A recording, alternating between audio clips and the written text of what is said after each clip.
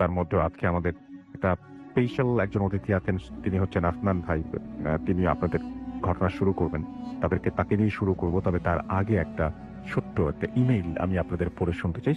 ঠিক ছোটও না, বেশ মানে মোটামুটি মাঝারি ধরনের আর কি। আমি একটু পড়ে শোনাই আপনাদেরকে। যেভাবে লিখেছেন আমি সেভাবেই পড়ার চেষ্টা করছি। আশা করছি আপনাদের ভালো লাগবে। আসসালামু আলাইকুম রাসেল ভাই। আপনি সদা সর্বদা ভালোর দলে, তাই ভালো আছেন কিনা জিজ্ঞেস করলাম না। ভূত এফএমের সকল শ্রোতা বন্ধুদের সালাম জানিয়ে শুরু করছি। আমি সাবির উদ্দিন মণ্ডল, কলকাতা থেকে ৬০ কিলোমিটার দূরে কল্যাণীতে থাকি। অনেকদিন ধরে লিখব ভাবছি, উপযুক্ত সময়ের অভাবে লেখার সময় পাই না। তাই আজ আমার এটা প্রথম লেখা। দূরত্বের কারণেই স্টুডিওতে আসা সম্ভব নয়, তাই ইমেল করলাম। চাইলে পড়ে শোনাবার নিবেদন রইল। ভূত এফএমের সাথে অল্প কিছুদিনের সম্পর্কটা খুব গভীর হয়ে উঠেছে। আজকে যে ঘটনাটা বলবো সেটা হলো আমার ছোট মেশোর জীবনে ঘটা একটি দুঃসাহসিক ঘটনা। মেশো তখন পুলিশের অফিসার ইনচার্জ। মেশোর তখন বাঁকুড়াতে পোস্টিং। তারিখটা আনুমানিক ২ নভেম্বর ২০১৮। মেশো তখন থানাতে বসে হঠাৎ একটি খুনের কেস এলো। খুনটা দেখেই তার মাথায় হাত। এমন খুনের ঘটনা তার ১০ বছরের চাকরি জীবনে এই প্রথম। ৩ তলা বাড়ির ওপরের তলায় একা ছিলেন গৃহস্বামী। দেহ থেকে হাত পা মাথা কি যেন এদিক ওদিক করে ছড়িয়ে খেলা করেছে। মেঝেতে রক্তের বন্যা বয়ে গেছে। একমাত্র হাতির দ্বারাই এরকম ভাবে মানুষ হত্যা করা সম্ভব, কিন্তু হাতি তো আর সিঁড়ি বেয়ে উপরে উঠতে পারবে না। তাহলে ফুট করে খুলে গেল দরজাটা। বিভ্রান্তের মতো চোখ মুখে প্রবল আতঙ্কের ছাপ নিয়ে ঘরে ঢুকলেন এক মাঝ বয়সী ভদ্রলোক। বললেন, বড়বাবু, বড়বাবু আমাকে বাঁচান, নইলে আমাকেও প্রবাদের মতো খুন হতে হবে। আমাকে বাঁচান স্যার। দারোগা সাহেব সোজা হয়ে বসলেন। প্রবাল মানে প্রবাল চক্রবর্তী, অর্থাৎ যে লোকটা কাল রাতে খুন হয়েছেন তা এতক্ষণে বুঝে গেছেন আমার অভিজ্ঞ মেশো মশাই। এবার মেশো একটু সোজা হয়ে বসলেন। মেশো ব্যস্ত হয়ে জিজ্ঞাসা করলেন, তা এই প্রবাল চক্রবর্তীকে আপনি আগে থেকে চিনতেন? উত্তর আসে, বিলক্ষণ স্যার। আমার নাম অনুপ ভট্টাচার্য, থাকি বিষ্ণুপুরে। মেশো আবার বললেন, তা আপনার মৃত্যুর ভয়ের কারণ কি? তিনি বলেন, শুনবেন শুনবেন তাহলে। এবার অনুপ বাবু শোনাতে লাগলেন এক হাড় হিম করা কাহিনী। আমি আর প্রবাল দুজনেই ছিলাম অভয় আনন্দ জটাধারীর শিষ্য। গুরু সেবার উদ্দেশ্যে সেদিন গুরুদেবকে আমাদের বাড়ি নিয়ে আসি, আর সেটাই হলো আমার কাল। বাড়িতে এসে গুরুদেবের নজরে পড়ল আমার ২৫ বছরের বয়সী সুন্দরী মেয়ে মেঘনার উপরে। মেঘনা শিক্ষিতা, চাকরি করে। গুরুদেব বললেন, মেঘনাকে আমার চাই। তিনি তাকে তার ভৈরবী বানাবেন। প্রবালও এসেছিলেন সেই দিন গুরুদেবের সাথে। গুরুদেবের এই অন্যায় চাহিদার প্রতিবাদ করলেন তিনি। গুরুভক্তি উড়ে গেল নিমিষে মেয়ের সম্মানের কাছে। উঠে দাঁড়িয়ে গুরুদেবকে বেরিয়ে যেতে বললেন আমার বাড়ি থেকে। তিনি ভয়ঙ্কর রেগে গেলেন। আমি জানতাম তার অসীম শক্তির কথা। টুকটাক বানমারা, কালো জাদু ইত্যাদিতে উনি সিদ্ধহস্ত। প্রবাল বরাবরই বদমেজাজি। মেঘনাকে সে নিজের মেয়ের মতোই ভালোবাসত। তাই সে জটাধারী গুরুকে ঘাড় ধাক্কা দিয়ে বের করে দিয়ে সদর দরজা বন্ধ করে দিল। যাবার সময় জটাধারী সেই ভয়ঙ্কর রূপের কথা মনে করলে আজও আমার হাড় হিম হয়ে যায়। আর যেতে যেতে সে প্রবালকে বলল, তুই আমার ঘাড় ধরলি? এর মাসুল তোকে দিতে হবে জীবন দিয়ে। আগামী অমাবস্যার আগে তুই মরবি, আর তারপরে অমাবস্যায় মরবে অনুপ, বলে চোখ থেকে আগুন ছড়াতে ছড়াতে চলে গেলেন জটাধারী শাস্ত্রী। উনি পিশাচ সিদ্ধ, বেতাল নামানোর কৌশল ওনার আয়ত্তে। অনুপ বলল, এই বেতালই খুন করেছে প্রবালকে, ও আমাকে মেরে ফেলবে, দারোগা সাহেব আমাকে বাঁচান। কপালে চিন্তার ভাঁজ পড়ল মেশোর। এইসব কথা ওপরওয়ালারা স্যারদের জানালে হয়তো চাকরিটাই থাকবে না। তার নিজেরও যে বিশ্বাস হচ্ছে তা নয়, কিন্তু এইভাবে হয়তো মাথা মুন্ডু ছিঁড়ে খুন করা কোনো মানুষের পক্ষে অসম্ভব। এবার তিনি অনুপ বাবুকে ব্যাপারটা একটু খুলে বলতে লাগলেন। আবার বলা শুরু করলেন, অনুপ বাবু, অমাবস্যার রাতে বসে তান্ত্রিক চক্র একসাথে অনেকে গোল হয়ে চক্রাকারে বসে, আগুনে ঘি, কারং বাড়ি ইত্যাদি আহুতি দেয়। যজ্ঞের শেষ পর্বে কলসি থেকে মন্ত্রপুত জল ধীরে ধীরে ঢেলে দেওয়া হয় যজ্ঞ কুণ্ডে। সেই সাথে যে কারণে বেতালকে আহ্বান করা হচ্ছে সেই আদেশ উচ্চারণ করা হয় বারে বারে। অগ্নিকুণ্ড থেকে ধোঁয়ার কুণ্ডলী পাত দিয়ে উঠলে ক্রমে সেই কুণ্ডলী আকার নেয় বিশাল আকারের দানবের। সেই বেতাল রক্তলোলুপ ভয়ঙ্কর বলশালী এক নৃশংস পিশাচ। দেহ ধারণের সাথে সাথে সেই পিশাচ বেরিয়ে যায় যে কার্যের আদেশ ক্রমাগত উচ্চারিত হয়েছিল তার আবির্ভাবের সময়, সেই আদেশ পালন করার জন্য। দাঁড়ান দাঁড়ান, কি বললেন? আদেশ দিতে জল ঢালতে হয় কি জন্য জানতে চাইলেন আমার মেশো। অনুপ বললেন, বিনা আদেশে বেতালকে আহ্বান করলে অথবা আদেশ বিলম্বিত হলে যিনি বেতালকে ডাকবেন তার সর্বনাশ। বেতাল ক্রুদ্ধ আক্রোশে ঝাঁপিয়ে পড়বেন, তার উপর টুকরো টুকরো করে ফেলবেন তার শরীর, তারপর তার শক্ত পান করে বেতাল তৃষ্ণা মিটিয়ে বেদায় নিবে। ঠোঁটের কোনায় একটু হাসি খেলে গেল আমার মেশোর মুখে। বলেন, কোথায় সেই চক্র? আমাদের নিয়ে যেতে পারেন? কত ইচ্ছে, এই বেতাল আপনার কোনো ক্ষতি করতে পারবে না। ভদ্রলোক ঘাড় নেড়ে সম্মতি জানালেন। তারপর এলো সেই দিন, সেই অমাবস্যার রাত। একটা পুলিশের জিপ ছুটে চলেছে কাঁচা রাস্তার ওপর দিয়ে। রায়দিঘির কাছে জঙ্গলের মধ্যে এক শ্মশান, এখানে জটাধারী তান্ত্রিকের ডেরা। সেখানে বসবে 1 কিলোমিটার আগে জিপ দাঁড় করিয়ে বাকি পথটা হেঁটে এলো পুলিশের দল। দূরে দেখা যাচ্ছে শুরু হয়ে গেছে চক্র। চক্রের ঠিক মাঝে বসে আছেন এক ভীষণ দর্শন কাপালি। অনুপবাবু ফিসফিস করে বললেন, এটাই সেই জটাধারী কাপালি। অমাবস্যার সেই ছাপ ছাপ অন্ধকার যেন গলা চিপে ধরেছে। এভাবে কেটে গেল অনেকক্ষণ। আমার মেশো ঘড়ি দেখলেন 11:25-15। হঠাৎ সেই কাপালি হাত দিয়ে বাড়িয়ে কি যেন চাইলেন। ছোকরা তান্ত্রিক কি যেন একটা হাতে তুলে দিল, একটা মাটির কলসি। পাশে মনে হলো অনুপবাবু যেন বসে পড়লেন হাঁটু গেড়ে। উনি বুঝে গেছেন ওনার মৃত্যু আসন্ন। মেশো খাপ থেকে রিভলভারটা বের করে মুখে সাইলেন্সার লাগিয়ে নিলেন। কাপালি কলসিটা নিয়ে এবার ঠিক যজ্ঞকুণ্ডের ওপরে। আর তখনই অব্যর্থ নিশানায় মেশোর রিভলভার ছুটে গেল একটি বুলেট সেই কলসিকে লক্ষ্য করে। ভেঙে চুরমার হয়ে গেল কলসি। জল ছড়িয়ে পড়ল যজ্ঞকুণ্ডের ওপর এদিক সেদিকে। উপরে উঠতে লাগলো ধোয়ার কুণ্ডলী, সৃষ্টি হতে লাগলো আদেশহীন বেতালের। কাপালি হতবম্ব। অন্য সব কাপালিরা যেদিকে ছুটে পালাচ্ছে, আমার মেশো সদল বলে ছুটছে জিপের দিকে। পেছনে শোনা যেতে লাগলো জটাধারী কাপালির তীব্র আর্তনাদ, আর সেই এক অপার্থিব ক্রুদ্ধ গর্জন। আকাশ বাতাস বিদীর্ণ হতে লাগলো স্রষ্টার সৃষ্টির আর্তনাদ, ক্রুদ্ধহীন কান্না।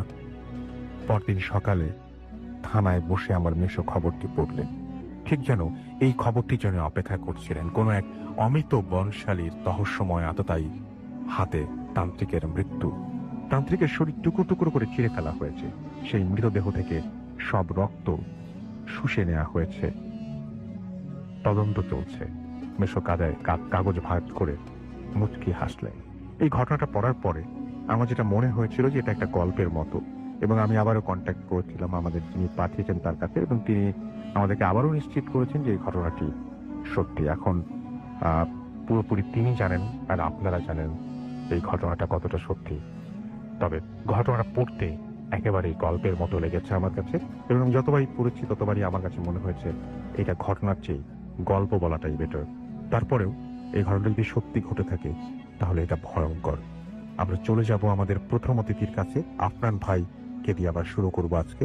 এবং আফনান ভাই তার জীবনে একটা প্রথম তার সাথে ঘটে যাওয়া তার এলাকার একটা ঘটনা দিয়ে শুরু করবেন আজকে, এবং আশা করছি যে এই ঘটনাটি আপনাদের ভালো লাগবে। আফনান ভাই, আসসালামু আলাইকুম। প্রথমে আপনাকে ধন্যবাদ এই রোজা রেখে কষ্ট করে আবারও আমাদের স্টুডিওতে হাজির হওয়ার জন্য। ওয়ালাইকুম আসসালাম। আপনাকেও ধন্যবাদ রাসেল ভাই আমাকে ইনভাইট করার জন্য। আসলে প্রায় 2 মাস আসা হয় না, তা সবসময়ই আসলে মনে হয় যে আসবো আসলে সময়টা মেলানো একটু কঠিন হয়ে যায়। আর তারপরে তো কাজ থাকে, আমি জানি আপনি খুব ব্যক্তিগত একটা কাজে ব্যস্ত ছিলেন, সেটা আমি জানি। তো যাই হোক, আল্লাহর অশেষ রহমতে আসতে পেরেছি, এই জন্য আলহামদুলিল্লাহ। রাসেল ভাই, আজকে আমি আমাদের রাজবাড়ী জেলার একটা ঘটনা শেয়ার করব। তো ঘটনাটি আসলে আমার বাসার খুব কাছেই, মানে একদম মানে খুব কাছাকাছি মানে ঘটনা আর কি, খুব বেশি দূরেও নয়। এই জন্য ঘটনাটি সংগ্রহ করতে আমার বেশি বেগ পেতে হয়নি। তো ঘটনাটি রাসেল ভাই ঘটেছিল 1987 সাল, 86 বা 87 সালের দিকের ঘটনা এটা। তো ঘটনাটি যার সঙ্গে ঘটেছিল ওনার নাম হচ্ছে নিতাই। আচ্ছা। আর উনি পেশায় ছিলেন একজন ডোম। রাজবাড়ী জেলার মানে স্টেশন থেকে একটু সামান্য একটু দূরে, 0.5 কিলোমিটার দূরে সুইপার কলোনি রয়েছে, এখনো আছে সেখানে। অনেক সুইপাররা সেখানে বসবাস করেন। তো সুইপারদের মধ্যে কিছু কিছু আছে এই ডোম পেশার সাথে নিজেদেরকে নিয়োজিত রেখেছেন। তো ওখানে অনেক প্রবীণ একজন ডোম ছিল, তার নাম ছিল নিতাই। আচ্ছা। তো উনি বেশ মানে খুব দক্ষ একজন ডোম ছিলেন, মানে খুব দক্ষতার সাথে উনি অনেক পোস্টমর্টেম গুলো করতে পারতেন। এই জন্য স্পর্শকাতর যেই লাশগুলো আসতো সেগুলো সাধারণত তাকে দিয়েই কাটা হতো। এবং ওনার আরেকটা বৈশিষ্ট্য ছিল, সাধারণত আমরা জানি যারা ডোম, তারা যখন লাশ কাটার সময় কিন্তু তারা একটু মানে একটু ড্রিঙ্ক করে নেন আর কি। এটা আমরা মোটামুটি সবাই জানি, কিন্তু ওনার বিষয়টা ছিল ভিন্ন। উনি লাশ কাটার সময় কখনো কোনো ড্রিঙ্কস করতেন না, এবং যার কারণে উনি অত্যন্ত মানে ঠান্ডা মাথায় এই কাজটা করতে পারতেন। ওনার মানে হাতের কাজটা ছিল অসাধারণ। এই জন্য অনেক স্পর্শকাতর মামলাগুলোর পোস্টমর্টেম গুলো ওনাকে দিয়ে করানো হতো। তারা যাই হোক রাসেল ভাই, ওই যে সময়টাতে এই ঘটনাটি ঘটেছিল, সেই সময়টা তো আমি বললাম 86-87 সালের দিকে, এক্সাক্ট বলা মুশকিল, 86 বা 87 এরকম বলতে পারছি না। তো ওই সময়টা ছিল মানে দুর্গাপূজার সময়। প্রথমত ওই দিনটা ছিল শুক্রবার, আবার ছিল ওই দিন হলো বিজয়া দশমীর দিন, যেদিন দুর্গাপূজার শেষ দিকে মানে চলে আসে আর কি প্রায়। তো ওই সময়ে রাজবাড়ী রেলওয়ে স্টেশনে রাত 10টার দিকে একটি লাশ পাওয়া যায়। আচ্ছা। এবং সবার চোখের সামনেই ওই লোকটি মারা যায়। প্রত্যক্ষদর্শীরা জানায় যে রাত 10টার দিকে ওই সময় উনি মানে চাদর মুড়ি দিয়ে শুয়েছিলেন, এবং ওই লোকটা একটু তান্ত্রিক গোছের, কেমন কেমন একটু ওই যে কবিরাজ টাইপের মনে হয় এরকম আর কি। কয়েকদিন ওনাকে স্টেশনে দেখা গিয়েছিল আর কি। তো হঠাৎ করে উনি চিৎকার চেঁচামেচি শুরু করেন এবং ছটফট করতে থাকেন, মানে প্রচন্ড শব্দে আর্তনাদ শুরু করেন। সবাই ওনার কাছে যায়, চাদরটা যখন সরায় ওনার শরীরের উপর থেকে, তখন দেখে যে উনি প্রচন্ড শব্দে হাত পা ছোড়াছুড়ি করতেছেন, এবং কিছুক্ষণের মধ্যে উনি মারা যান। এবং মারা যাওয়ার সাথে সাথে রাসেল ভাই একটা বিষয় সবাই খেয়াল করেন, যে ওনার দুটো চোখ, মানে চোখ আমাদের আইবল বলি আর কি, যেটা আমরা চোখ বন্ধ করলেও যে চোখটা আমাদের ফুলে থাকে, কিন্তু চোখ যদি আমাদের না থাকে তাহলে কিন্তু সেখানে গর্ত হয়ে থাকবে।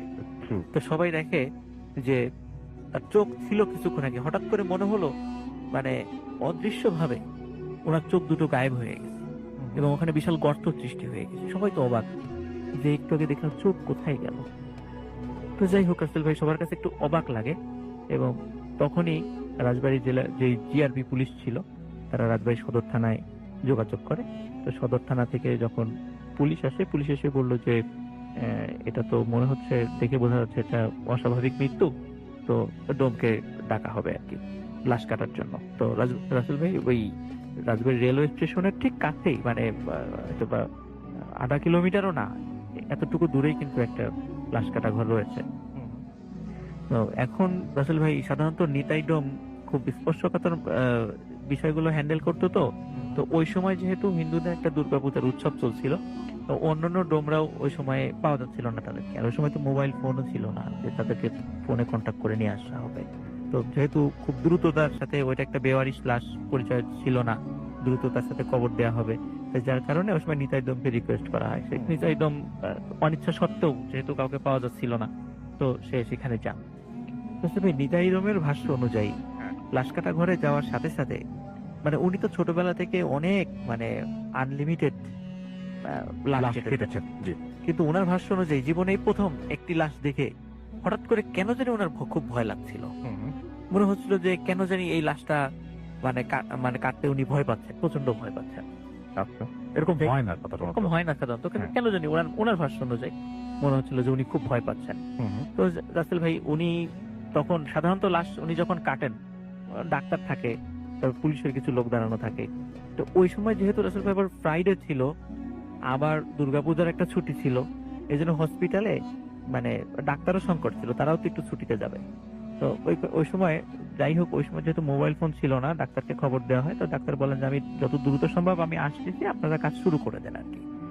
তো ওই সময় ডাক্তার তখন এসে পৌঁছেনি ওই জায়গাটাতে, কিন্তু তাড়াতাড়ি যখন দেখলো যে এটার লাশ ও কোথায়, এর পরিচয় জানা যাচ্ছে না, তো এইটা নিয়ে আসলে ওনাদের অতটা গরজ ছিল না। তার কারণে ডাক্তারের অনুপস্থিতিতে লাশটা কাটা শুরু হয় রাসেল ভাই। তো এমন সময় দায়িত্বরত যিনি পুলিশ অফিসার ছিলেন, উনি লাশ কাটা ঘরের ওখানে দাঁড়ায় থাকা মানে দরজার কাছে দাঁড়িয়েছিলেন উনি। হঠাৎ করে ওনার যে ওয়্যারলেস সেটটা ছিল, যে ওয়াকিটকি ছিল, তো ওনার কাছে মনে হচ্ছিল যে ওয়াকিটকিতে হয়তো বা নেটওয়ার্ক পেতে একটু সমস্যা হচ্ছে, কথা একটু স্পষ্ট আসছে। তো উনি চিন্তা করেন একটু রাস্তার দিকে যাই, তাহলে আমি একটু কোনো জরুরি মেসেজ আছে কিনা একটু রিপ্লাই দিয়ে আসি। তো উনি কিছু সময়ের জন্য ওইখান থেকে সরে গিয়েছেন। আচ্ছা। তো পুলিশ অফিসার যখন ফিরে আসছেন, মানে হয়তো বা 3-4 মিনিট বা সর্বোচ্চ 5 মিনিট পর যখন পুলিশ অফিসার ফিরে আসছেন লাশ কাটা ঘরে, তখন উনি দেখছেন যে লাশের জায়গায় রয়েছে, ওই ডোম অজ্ঞান হয়ে পাশে পড়ে আছে। তখন উনি অন্য কনস্টেবলদেরকে ডাকেন, ডোমের চোখে মুখে পানি ছিটা দিয়ে তাকে জ্ঞান ফেরানো হয়। তখন ডোমকে জিজ্ঞেস করা হয় যে কি হয়েছে। তখন ডোম বলে যে এই লাশ আমাকে প্রচন্ড জোরে একটা থাপ্পড় মেরেছে। তখন সবাই এই কথা শুনে সবাই অট্টহাসিতে কেটে পড়ে, এটা কিভাবে সম্ভব? লাশ তোমাকে থাপ্পড় মারো কিভাবে? সম্ভব না। সেই তুমি এটা অন্য কিছু ভুল দেখেছো বা ভুল। বলে না, তো এই যে দেখেন আমার মুখের দিকে তাকান, তখন দেখা যায় রাসেল ভাই ওনার মুখে 5 আঙ্গুলের দাগ বসে আছে, মানে এত জোরে চর মেরেছে। এখন এটাও রাসেল ভাই অন্য কিছু মারতে পারে, জিন ভূত এসেও মারতে পারে, কিন্তু পুলিশ অফিসার খেয়াল করলেন যে যেহেতু ওই সময়ে হিন্দুদের একটা উৎসব, আমরা রাসেল ভাই ছোটবেলায় বিভিন্ন বিদায় অনুষ্ঠানগুলোতে বা আনন্দের উৎসবগুলোতে আমরা মাঝে মাঝে জড়ি খেলা খেলতাম আর কি। ওই আমরা তো জড়ি বলি, অন্য অঞ্চলে হয়তো অন্য কোনো শব্দ ব্যবহার করে, ওই যে চোখ চিক চিক করে আর কি, মুখে টুকে লেগে থাকে। তো যেহেতু ওই সময় হিন্দুদের দুর্গাপূজার উৎসব ছিল, ডোমের মুখে কিন্তু জড়ি ছিল রাসেল ভাই। আচ্ছা। তখন পুলিশের ওই অফিসার উনি লাশের হাত চেক করছিলেন, এবং হাতে দেখলেন সত্যি তার হাতে এই জড়ি লেগে আছে। তার মানে সত্যি এই হাত দিয়ে চর মারা হয়েছে তাকে। কিন্তু এটা কিভাবে সম্ভব, এটা উনিও কোনো কিছু মিলাতে পারছিলেন না। তারপর বললো যে ঠিক আছে তুমি লাশ কাটো। তো নিতাই ডোম বলছে যে আমি এই লাশ কাটতে পারবো না। তারপর বলছে যে না, এখন কাটতে তো হবেই, এটা তাদের নিয়ম, যেভাবে পারো লাশ কাটো। দেখা যাচ্ছে ভাই কোনো মতে লাশের পোস্টমর্টেম করা হয়। পোস্টমর্টেম করার পরে ওই রাত্রেই তাকে দাফন করা হয়। এখন রাসেল ভাই যে জায়গাটাতে দাফন করা হয়েছে, আমি ওই জায়গা সম্পর্কে এর আগেও বেশ কয়েকবার স্টোরি বলেছিলাম। সেটা হলো রাজবাড়ী জেলার এই লোকশেড নামক একটা জায়গায়। ওখানে পাশাপাশি দুটো কবরস্থান আছে। একটা কবরস্থান হলো বেওয়ারিশ মুসলিম লাশদের, যারা মুসলিম আর কি, তাদের কবর দেওয়ার জন্য।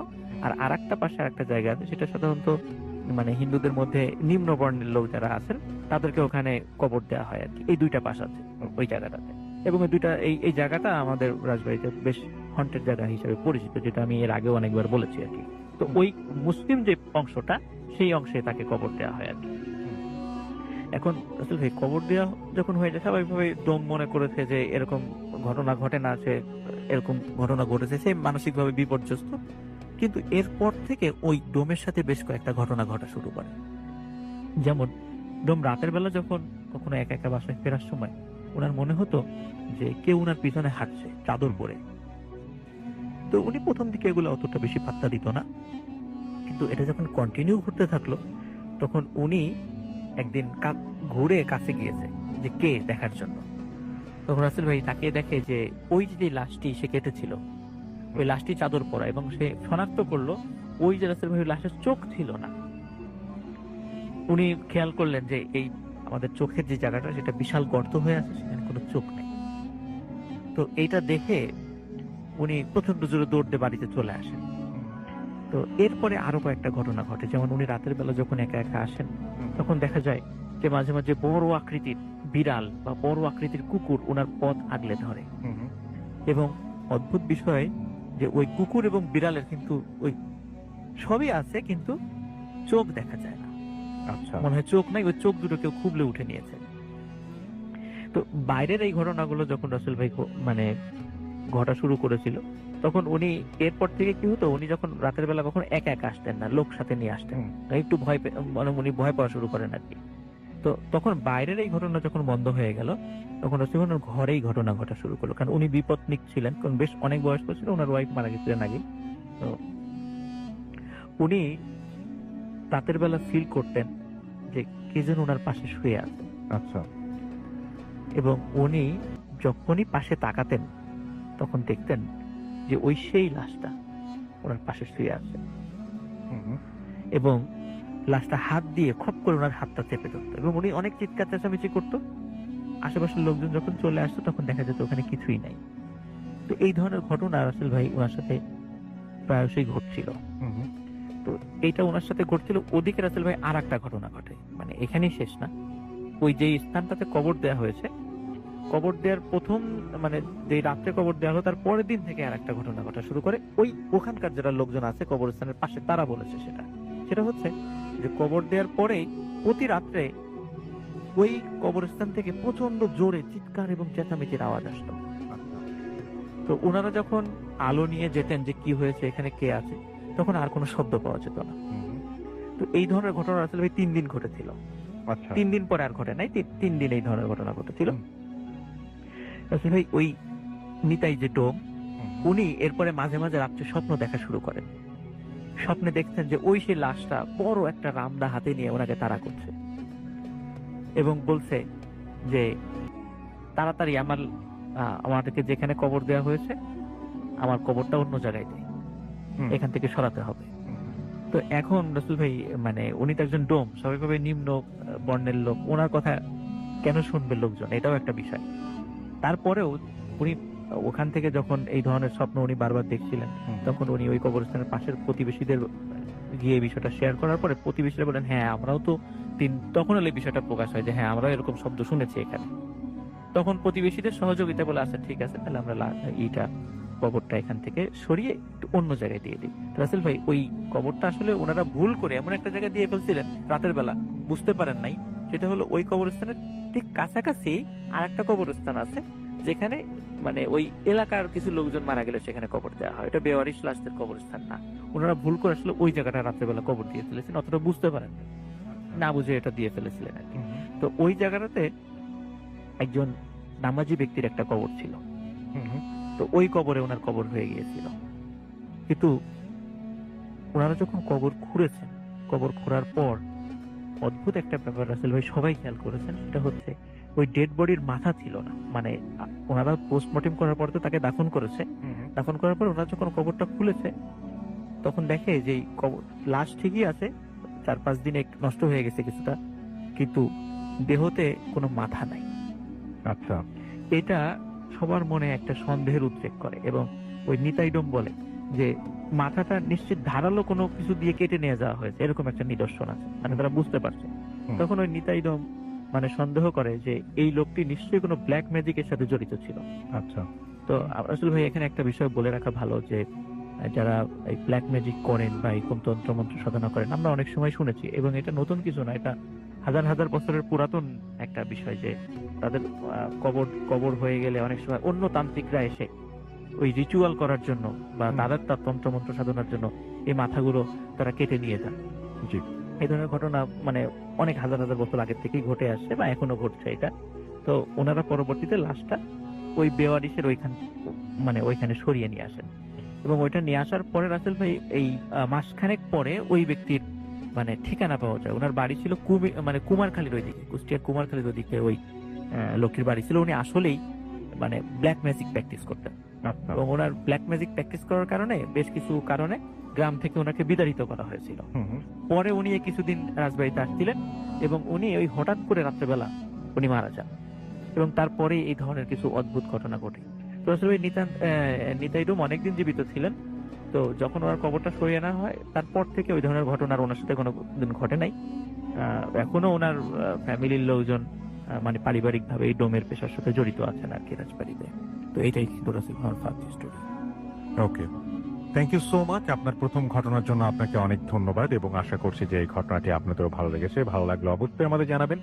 এখন যেটা করব সেটা হচ্ছে সরাসরি চলে যাব কিছু আপনাদের পাঠানো কমেন্টে এবং আপনারা আমাদের যে টুইটার সেই অ্যাকাউন্টে আপনারা আবার এখানে আপনারা টুইট করেছেন, সেখানে আমি একটু দেখব যে আমাদের কাফিরুল ইসলাম আমাদের লিখেছেন যে হাই রাসূলুল্লাহ কেমন আছেন এবং ভূতেসমের সঙ্গে ছিলাম, সারা জীবন থাকবো। Thank you very much. আমাদের সাথে আছেন দেখতে পাচ্ছি রাহি চৌধুরী, এছাড়াও এলসি রনি আমাদের সঙ্গে আছেন ফারহান শাহরিয়ার, ইফতেখার আরিক আমাদের সাথে আছেন। এছাড়াও দেখতে পাচ্ছি আমাদের সঙ্গে আছেন নাজিয়াত তাজরিয়ান, সাইফুল ইসলাম এস আর নাজিয়াত আমাদের সাথে আছেন তানিমুল ইসলাম, তো অনেকেই, কাউসার আহমেদ রূপ আমাদের সাথে আছেন, ফারহান শাহরিয়ার আছেন আমাদের সঙ্গে, পারভেজ আশুগঞ্জ থেকে, এছাড়াও মিনহাজুল ইসলাম মামুন আমাদের সঙ্গে আছেন। দেখতে পাচ্ছি ইমরান, শান্তা ইসলাম প্রতিদিনের মতো আজকেও আমাদের সাথে আছেন। আমাদের সাথে জান্নাত মিম আমাদের সাথে জয়েন করেছেন এই মুহূর্তে মহাতিন, ওকে, এবং খুব ভয় লাগছে তিনি সেটা জানিয়েছেন। জনি আমাদের সাথে আছেন নাজিয়াত, এছাড়াও আর এফ রাহাত, তারেক ইসলাম এবং তিনি নয়াপাড়া নারায়ণপাড়া নাটক থেকে আছেন তিনি, ইফতেখার আরিক রিফাত এবং আমাদের সঙ্গে আরো অনেকেই দেখতে পাচ্ছি আছেন এখানে। অনেকে অ্যাপ দিয়ে শুনছেন, যেমন বিশাল বৈরাগী রাজভীর, তিনি অ্যাপ দিয়ে শুনছেন এই মুহূর্তে আমাদের সঙ্গে। এছাড়াও আবু নোমান ফয়সাল, সঞ্জিদা রহমান নিশি, রায়হান খান, ইট শান্ত, এমডি আশিক সরকার, জুবায়ের মাসুদ, তানভীর আহমেদ, রাকিব হাসান, মীর রাব্বি, সাইফুল ইসলাম এস আর আমাদের সঙ্গে। এছাড়াও দেখতে পাচ্ছি এম এইচ সোহাগ সহ আরো অনেকে আমাদের সাথে আছেন। আমাদের যে ভূতাত্মের যে পেজটা, সেই ভূতাত্মের পেজেও এই মুহূর্তে অনেকে আমাদের সঙ্গে আছেন এবং কথা বলছেন তারা, এবং তার মধ্যে আমি দেখতে পাচ্ছি যে সেকেন্ড স্টোরিটা ভালো ছিল, আপনার ভাইয়ের কথা লিখেছেন আমাদের সঙ্গে। শাওন মল্লিক, আই লাভ ভূতাত্ম, মইনুর সাগর, আপনার ভাই মানে শিহরিত কিছু, জান্নাত আরমা, এবং আমাদের সঙ্গে দেখতে পাচ্ছি বিজে সোহান আমাদের সঙ্গে আছেন দেখতে পাচ্ছি জুবায়ের খান অঙ্কন, হিমেল রাহাত তিনি আছেন আমাদের সঙ্গে, এমডি মারুফ আলী আছেন আমাদের সঙ্গে দেখতে পাচ্ছি।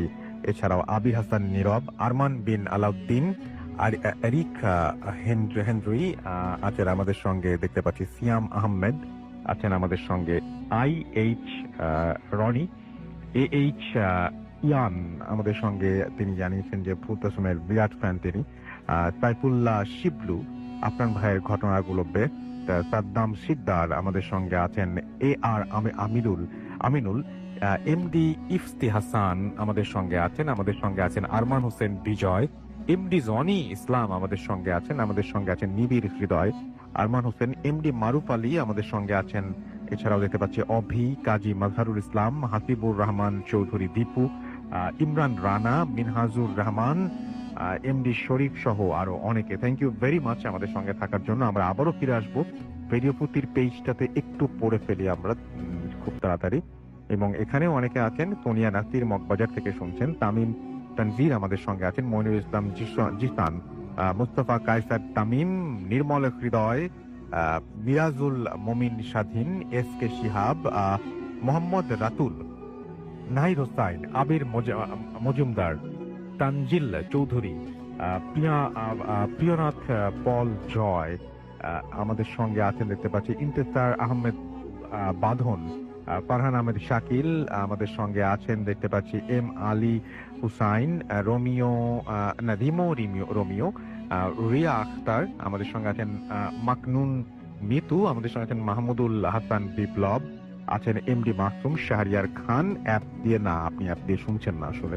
শাকিল খান আমাদের সঙ্গে আছেন, আমাদের সঙ্গে আছেন এস কে সুমন মল্লিক, মজুমদার টুটুল আমাদের সঙ্গে আছেন, সুমাইয়া আক্তার, ফয়সাল অর্ণব আমাদের সঙ্গে আছেন, আমাদের সঙ্গে আছেন এমডি তাকিব রাজ, তাবাসসুম আক্তার, প্রিন্স নাইম সহ আরো অনেকে আমাদের সঙ্গে আছেন। থ্যাংক ইউ ভেরি মাচ আমাদের সঙ্গে থাকার জন্য। আমরা চলে যাব আমাদের দ্বিতীয় অতিথির কাছে, তার কাছ থেকে একটা ঘটনা শুনে আসবো। আপনার নামটা প্লিজ একটু বলবেন, কোথা থেকে এসেছেন, তারপর আপনার ঘটনায় যাব। আসসালামু আলাইকুম রাসেল ভাই, আমি ওয়ালাইকুম সালাম। তালহা জি। প্যারানর্মাল সোসাইটি গ্রুপের পক্ষ থেকে আসছি।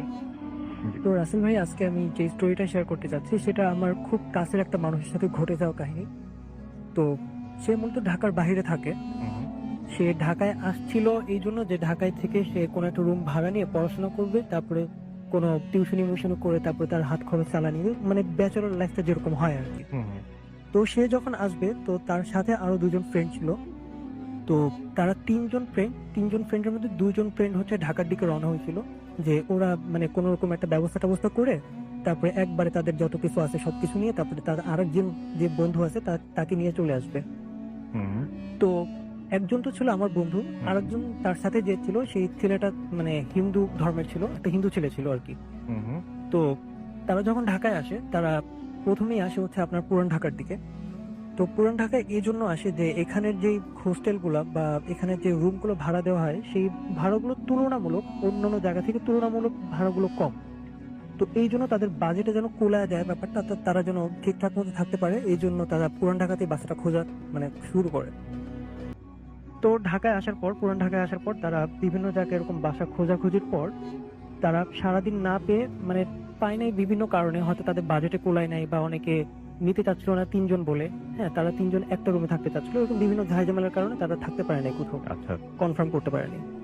তো সারাদিন ঘোরাঘুরির পর সন্ধ্যার দিকে তারা একটা বাসার নিচ দিয়ে যাচ্ছিল। তো সেই বাসার নিচে যে দারোয়ান ছিল সেই দারোয়ানকে মানে তারা একটু ভদ্রভাবে জিজ্ঞাসা করছে যে আচ্ছা চাচা, এই আশেপাশে আপনার জানা মতে কোনো হোস্টেল বা ব্যাচেলর ভাড়া দেয় এরকম কোনো বাড়ি আছে কিনা? যদি আপনার জানা থাকতো তাহলে আমাদের একটু উপকার হতো, আমরা বাড়ি ভাড়া নেওয়ার জন্য আসছি। তো দারোয়ান তাদেরকে নিয়ে বাসার ভিতরে গিয়ে এই বাড়ির যে মালিক সেই বাড়ির মালিকের সাথে তাদের মানে দেখা করায় দিতে আর বলতে যে আপনি একটু কথা বলেন তাদের সাথে। তো বাড়ির মালিকের কাছে নেওয়ার পর তারা দুজন ছিল। তো তাদের মানে ভালো মন্দ জিজ্ঞেস করার পর বলতে যে আচ্ছা বাসা ভাড়া নিবা ভালো কথা, বাট তোমরা মানুষ কয়জন? তো বলছে যে হ্যাঁ, আমরা আজকে দুজন আসছি, পরে কনফার্ম হয়ে গেলে আমরা আমাদের আরেকজন আসছে, তাকে আমরা নিয়ে আসবো, মানে আমরা মোট তিনজন। তো রাসেল ভাই, একটা জিনিস মানে পয়েন্ট করে রাখতেছি যে এই বাড়িওয়ালার সাথে তাদের যে এখন কথাবার্তা হচ্ছে এই জিনিসটা আমি পরে ক্লিয়ার করে দিব যে সেই কথাটা কেন বলছিল যে তোমরা কয়জন আসছো। আচ্ছা, তো তাদেরকে বলছে যে ঠিক আছে, তোমরা যদি থাকতে চাও তাহলে কোনো সমস্যা নেই। তোমরা দেখতেই পারতেছো এই বাসার এখন মানে যে অবস্থা, সেখানে সব গোডাউন মানে সব জায়গায় বিভিন্ন ধরনের মাল সামান রাখা আছে, মানে হাড়ি পাতিলের বস্তা রাখা আছে, মানে এটা একটা গোডাউনের মতো। তো তোমরা ডিরেক্টলি মানে একদম থার্ড ফ্লোরে চলে যাও। থার্ড ফ্লোরে গেলে তোমরা দক্ষিণ পাশে দেখবে একটা রুম আছে। হ্যাঁ, সেই রুমে তোমরা দেখে আসো, যদি তোমাদের পছন্দ হয় তাহলে তোমরা তোমাদের মানে যতটুকু সাধ্য, যতটুকু দিয়ে থাকতে পারলে তোমরা খুশি, ততটুকু ভাড়া তোমরা দিও তোমাদের সন্তুষ্ট মতো, মানে তাদের উপর কোনো ভাড়া প্রেশার নাই, নির্ধারিত করে না।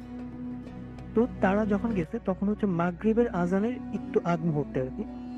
তো বাসাটা যখন দেখতে গেছে রুমটা মানে দরজাটা খুলেই তারা বুঝতে পারছে যে এই রুমের মধ্যে প্রায় বছর খানেক ধরে কেউ থাকে না, এখানে যে কারো বসবাস নাই এটা তারা দেখে বুঝতে পারছে। বিভিন্ন জায়গায় মানে ময়লা পড়ে আছে, মাকড়সার জাল পড়ে আছে।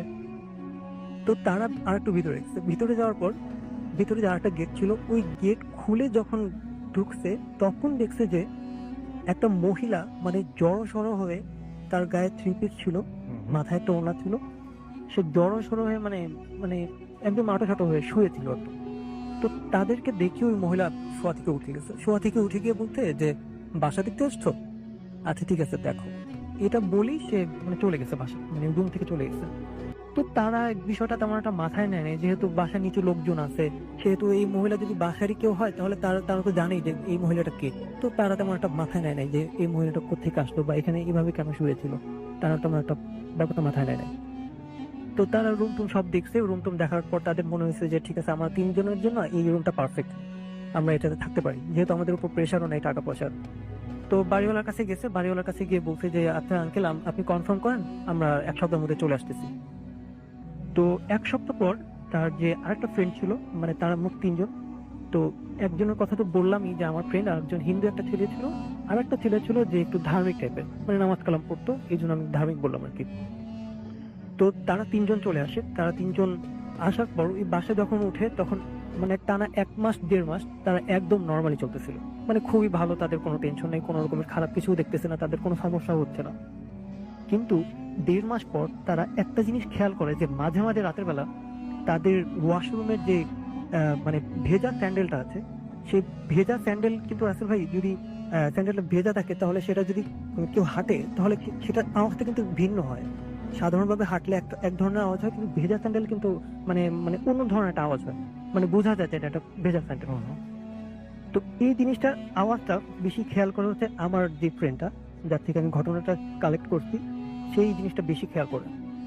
তো একটা জিনিস বলিনি রাসেল ভাই, যে ওই হিন্দু যে ছেলেটা ছিল সেই ছেলেটা কিন্তু কখনো প্যারানর্মাল কোনো বিষয়ে সে কখনো পেপ করে নাই। তো তার এইসব বিষয় মানে জিনিস কখনো বিশ্বাসী হয় না, আর সে মানে মানে খুব সাহসী একটা মানুষ। তো এই কথা শোনার পর তার কাছে ব্যাপারটা একটু হাস্যকর মনে হয়েছে, আর তাকে বলছে যে মানে তাদের মধ্যেই মানে ব্যাপারটা একটু হাসাহাসি করে বলছে যে তোর কি মনে হয় যে জিনরা এতই পয় পরিষ্কার যে একদম জুতা পরে হাঁটাহাঁটি করবে, বাথরুমে যাবে জুতা পরে, বাথরুম থেকে বের হবে জুতা পরে, এতই পয় পরিষ্কার ওরা? মানে একটু মজা করে বলছে, উড়ে দিচ্ছে কথাটা। তো ঠিক আছে, ও বুঝে নিছে যে আচ্ছা ঠিক আছে, আমার শোনায় মানে শুনতে ভুল হয়েছে হয়তো। তো তারপরে আমার ফ্রেন্ড তার কিছুদিন পরে যে জিনিসটা মানে একটা স্বপ্ন সে দেখতো, হঠাৎ করে একটা স্বপ্ন সে দেখা শুরু করছে। স্বপ্নটা এমন ছিল যে তারা যে ফ্লোরে শুয়ে থাকে, যে ফ্লোর তাদের কোনো খাট ছিল না, ফ্লোরে তারা বেড করে শুয়ে থাকতো। তো ওই মানে তারা দুইজন বাকি যে 2জন ফ্রেন্ড তারা একসাথে শুইতো, আর সে একটু আলাদা হয়ে শুইতো আর কি। তো তার পাশে একটু জায়গা খালি ছিল। স্বপ্নে সে দেখতো যে ওই যে মহিলাটা, যারা যে মানে বাসা যখন দেখতে আসছে তখন যে মহিলাটাকে শুয়ে থাকতে দেখছিল, সেই মহিলাটা সেম জামা পরা, হ্যাঁ, তার দিকে ঘুরে খুব মানে করুণ দৃষ্টিতে তাকায় আছে, মানে এমন ভাবে যেন সে কোনো সাহায্যের আবেদন চাচ্ছে। তার মুখটা একদম মলিন ছিল, কিছু একটা বলতে চাচ্ছিল, সে এরকম মানে মুখটা করে আছে। তো স্বপ্নটা যখন দেখছে, তো ঘুম থেকে ওঠার পর এই স্বপ্নটা ওই হিন্দু ফ্রেন্ডটাকে বলছে যে আমি ওরে দেখছি, আমি ওই মহিলাটাকে দেখছি। তো ওই হিন্দু ফ্রেন্ডটা বলছে যে এটা একটা নর্মাল ব্যাপার, আমরা অনেক সময় এরকম স্বপ্নে দেখি, একটা মানুষকে একবার দেখে তাকে আমরা স্বপ্ন দেখতেই পারি, এটা স্বাভাবিক ব্যাপার, এটা এত ঘাবড়ানোর কি আছে। তো আচ্ছা ঠিক আছে, স্বপ্নকে আমি স্বপ্ন ভাবে নিলাম, তারপরে সেটা মানে মানে বাদ দিয়ে দিল, আচ্ছা ঠিক আছে। তো কিন্তু সেকেন্ড দিনই ভাই একদম মানে একদম পরের দিনই সে সেম জিনিসটা আবার দেখলো, যে ওই মহিলাটা তার পাশে শুয়ে আছে, আর পাশে শুয়ে ওরকম ভাবেই মানে করুণ দৃষ্টিতে তাকে আছে, কিছু একটা বলতে চাচ্ছিল, সাহায্যের আবেদন চাচ্ছিল, মানে এমন একটা মুখ নিয়ে সে শুয়ে আছে। তো সেকেন্ড দিন দেখার পর তার মনে একটা খটকা পাচ্ছে যে আমি ঠিক আছে একদিন দেখলাম ভালো কথা, কিন্তু লাগাতার 2 দিন সেম জিনিস কেন দেখলাম? তখন তার মনে হয়েছে যে আমাকে কি কোনো মেসেজ দেওয়া হচ্ছে, বা আমাকে কি কোনো এই স্বপ্নের মাধ্যমে কিছু বোঝানো হচ্ছে যে এই বাসায় কিছু আছে বা কিছু ঘটতে চলছে আমাদের সাথে, এমন কোনো মেসেজ আমাকে দেওয়া হচ্ছে কি? তো সেই দিন মানে সেই স্বপ্নটা মানে তার ফ্রেন্ডকে বলে নাই, কারণ ওরা সবসময় মজা করে উড়ায় দেয় সবকিছু। একদম তার পরের দিন মানে থার্ড দিন, মানে লাগাতার 3 দিন এই স্বপ্নটা দেখলো আর কি। তৃতীয় দিন যে স্বপ্নটা দেখছে যে সেই মহিলাটা সেভাবেই শুয়ে আছে, মানে তার দিকে ওইভাবেই তাকায় আছে, কিন্তু যে জিনিসটা অতিরিক্ত দেখছে সেটা হচ্ছে তার পায়ের সামনে একটা শূকর দাঁড়ানো ছিল। আচ্ছা, একটা খুবই শূকর, interesting, খুব আজব ব্যাপার এটা। এটা একটা শূকর দাঁড়ানো ছিল, আর শূকরের হাতে একটা ধারালো অস্ত্র বা এমন কিছু ছিল যেটা দিয়ে মানুষকে আঘাত করলে সে মারা যাবে, এমন কোনো ধারালো অস্ত্র ছিল। আর সেই মহিলাটা তার দিকে তাকায় এরকম ভাবে মানে করুণ দৃষ্টিতে তাকায় ছিল। তো এই দিন স্বপ্নটা দেখে তার ভয় লাগছে যে না, এটার একটা মানে আছে, অবশ্যই এটার একটা মানে আছে, নাহলে আমি লাগাতার এরকম ভাবে আমাকে একটা জিনিস বারবার দেখানো, হ্যাঁ, এটার একটা অবশ্যই একটা মানে আছে। তো তার যে একটা ধার্মিক ফ্রেন্ড ছিল, সেই ধার্মিক ফ্রেন্ডটাকে বলতে যে ভাই আমি এরকম জিনিস বারবার দেখতেছি। আর এই মহিলাটাকে যখন আমরা বাসায় আসছিলাম তখন আমরা দুজন এই মহিলাটাকে বাসায় দেখছিলাম, যে এই মহিলাটা বাসায় শুয়ে আছে, আমি সেম জামা কাপড়ে তাকে দেখছি। তো ওই ফ্রেন্ডটা বলছে যে আচ্ছা যেহেতু এটা স্বপ্নের ব্যাপার, স্বপ্নের তাবিরের ব্যাপার, সেহেতু এটা যেমন তেমন একটা ব্যাখ্যা করে দিলে কিন্তু এটা ঠিক হবে না, যেহেতু উল্টাপাল্টা তাবির করলে সেটাও সত্যি হয়ে যেতে পারে। তো এমন কাউকে জিজ্ঞাসা করবো যে স্বপ্নের তাবিরের ব্যাপারে খুব অভিজ্ঞ, এমন কোন হুজুরের কাছে গিয়ে তারপরে সেটা আমরা তার কাছে যদি জানাই তাহলে সে যেটা বলবে সেই অনুযায়ী আমরা চলতে পারবো, সেটা আমাদের জন্য ভালো হবে। তো তখন তারা হয়তো কাউকে পায় না এরকম ভাবে, তো সেটা শেয়ার করা হয় নাই অল্প সময়ের মধ্যে। তো কিছুদিনের মধ্যে মানে তারা হোস্টেলটা মানে ছুটিতে পায়, একটা ছুটিতে তারা হোস্টেলটা ছেড়ে যার যার বাসা চলে যায়। যার যার বাসা চলে যাওয়ার পর যখন তাদের ছুটিটা শেষ হয়, তখন ওই যে তাদের হিন্দু একটা ফ্রেন্ড ছিল তাদের মধ্যে, সেই হিন্দু ফ্রেন্ডটা মানে একদিন আগে চলে আসে। তাদের একদিন আগে চলে আসে, হয়তো টিকিটের কোনো সমস্যার কারণে বা যে কোনো একটা সমস্যার কারণে বাকি দুইজন একটু পরে লেট করে আসে, বাকি সে একদিন আগে চলে আসে। তো হোস্টেলে চলে আসার পর বা তার রুমে চলে আসার পর সে রুম টুম গোছগাছ করে তারপরে নিজের মতো কাজ করতেছিল। সন্ধ্যার দিকে সে পড়তেছিল, তার পড়ার টেবিলে পড়তেছিল। সে খেয়াল করতে যে তার রুমে কেউ আলতো করে নক করতে, তার রুমের গেটে কেউ নক করতেছে। তো স্বাভাবিক সে গেল, যে কোনো নক করতেই পারে বাসায়, যদিও কোনো হয়তো দারোয়ান হতে পারে, বাড়িওয়ালা হতে পারে, যদিও এখানে কেউ থাকে না, বাট হতে পারে কেউ। তো নর্মালি ব্যাপারটা নিয়ে সে গেটের সামনে গেল, গেট খুলে যেটা দেখলো এই সেই মহিলা, যে মহিলাকে সে মানে বাসায় যেদিন ঢুকছিল, সে যেই মহিলাকে শুয়ে থাকতে দিচ্ছিল এটাই সেই মহিলা। সেই মহিলা এসে তার কাছে মানে কান্না কান্না করে বলতেছে যে বাবা আমার ছেলে এখনো বাসায় আসে না, ও এখনো বাসায় আসতেছে না, ওর একটু খুঁজে বের করো, ওর একটু খুঁজে বের করো। এটা বলেই ওই মহিলা সিঁড়ি দিয়ে নিচে দৌড় দিচ্ছে। আচ্ছা, তো ওই মানে ওই ছেলেটা মানে কোনো কিছু চিন্তা করে না যে আমি কি যাব নাকি যাব না, বা এই মহিলাটাকে আমার ফ্রেন্ড স্বপ্ন দেখছে আর সেদিনও আমি দেখলাম, মানে তার ভিতরে ওই প্রশ্নগুলোর থেকে বেশি আসতেছিল যে মানবতার খাতিরে আমি চলে যাই, আমি তাকে সাহায্য করি, ছেলেটাকে খুঁজে বের করি। তো ওই মহিলাটার পিছনে পিছনে যাচ্ছিল সে, তাদের মধ্যে মানে পার্থক্যটা বেশি ছিল না, মানে সে এতটুকু পার্থক্য ছিল যে সে যদি গেট থেকে বের হয়ে মানে এদিক সেদিক তাকায় তাহলে ওই মহিলাটাকে দেখতে পারবে আর তাকে ফলো করতে পারবে যে সেই মহিলাটা কোন দিকে যাচ্ছে। তো সে ওই মহিলাটার পিছনে পিছনে দৌড়ালো, দৌড়িয়ে সে যখন রাস্তা নামলো, রাস্তা নামার পর দেখলো যে আশেপাশে খুব মানে একদমই খালি জায়গা, সেখানে আশেপাশে ওই বাসার আশেপাশে কোনো গলিও নাই যে সে ঘুরে চলে যাবে, একটা লম্বা রুট, কোনো জায়গায় মহিলাকে দেখলো না। তো সে ফিরে আসলো, ফিরে আসার পর দারোয়ানকে জিজ্ঞাসা করলো যে আচ্ছা চাচা আপনি কি এখানে কোনো মহিলাকে দৌড়ায় যেতে দেখছেন কিনা। তো তখন চাচা তাকে বলছে না আমি কাউকে দেখিনি, আমি ভাবছি যে তুমি হয়তো কোনো প্রয়োজনে নিজে দৌড়ায় চলে গেছো, হয়তো কোনো প্রয়োজন। কিন্তু চাচা জানতো, মানে দারোয়ান চাচা জানতো এই বাসায় কি হয়েছিল বা এখন পর্যন্ত কোনো সমস্যা আছে কিনা। হ্যাঁ, এই ব্যাপারে দারোয়ান জানতো, কিন্তু তাকে কিছু বলেন, কোনো একটা কারণবশতই হয়তো বলে নাই, হয়তো বুঝতে পারছে যে সে ভয় পাবে এমন কিছু। তো সে বাসায় ফিরে আসে, রুমে ফিরে আসার পর তার ফ্রেন্ডকে ফোন দেয়, যে ফ্রেন্ডটা মানে আমার ফ্রেন্ডকে ফোন দেয়, ফোন দিয়ে বলে যে আমি ওই মহিলাকে আবার দেখছি। ওই মহিলা গেট খুলে আমাকে সাহায্যের আবেদন করতেছিল, তার ছেলেকে খুঁজতে বলতেছিল, আমি যখন নিচে গেছি তখন তাকে পাইনি, অথচ তাকে আমার দেখার কথা। তখন বলছে যে আচ্ছা ঠিক আছে তুই ঘাবড়াইস না, আমরা আসতেছি আজকে ভোর রাতের মধ্যে বা মাঝরাতের মধ্যে আমরা ঢাকায় পৌঁছে যাবো, আমরা তোর কাছে চলে আসবো, তুই আজকে রাতে একটু ওয়েট কর। কিন্তু রাসেল ভাই এই রাতটাই যে তার জন্য এতটা ভয়ঙ্কর একটা রাত হয়ে যাবে সেটা কেউ জানতো না। সে রাতের বেলা কোনো একটা রাতের বেলা তার ওয়াশরুমে যাওয়ার প্রয়োজন হয়। যখন ওয়াশরুমে যায় রাসেল ভাই তার ঘাড়ের মধ্যে মানে সে বসা বসা ঘাড়ের মধ্যে ফিল করতে পারে যে মানে বাতাসে যদি কোনো পশম বা চুল যদি তার ঘাড়ের মধ্যে এসে টাচ করে, সে যেরকম অনুভব করবে সে সেরকম ভাবে অনুভব করতেছিল যে তার ঘাড়ের মধ্যে কিছু একটা লাগতেছে।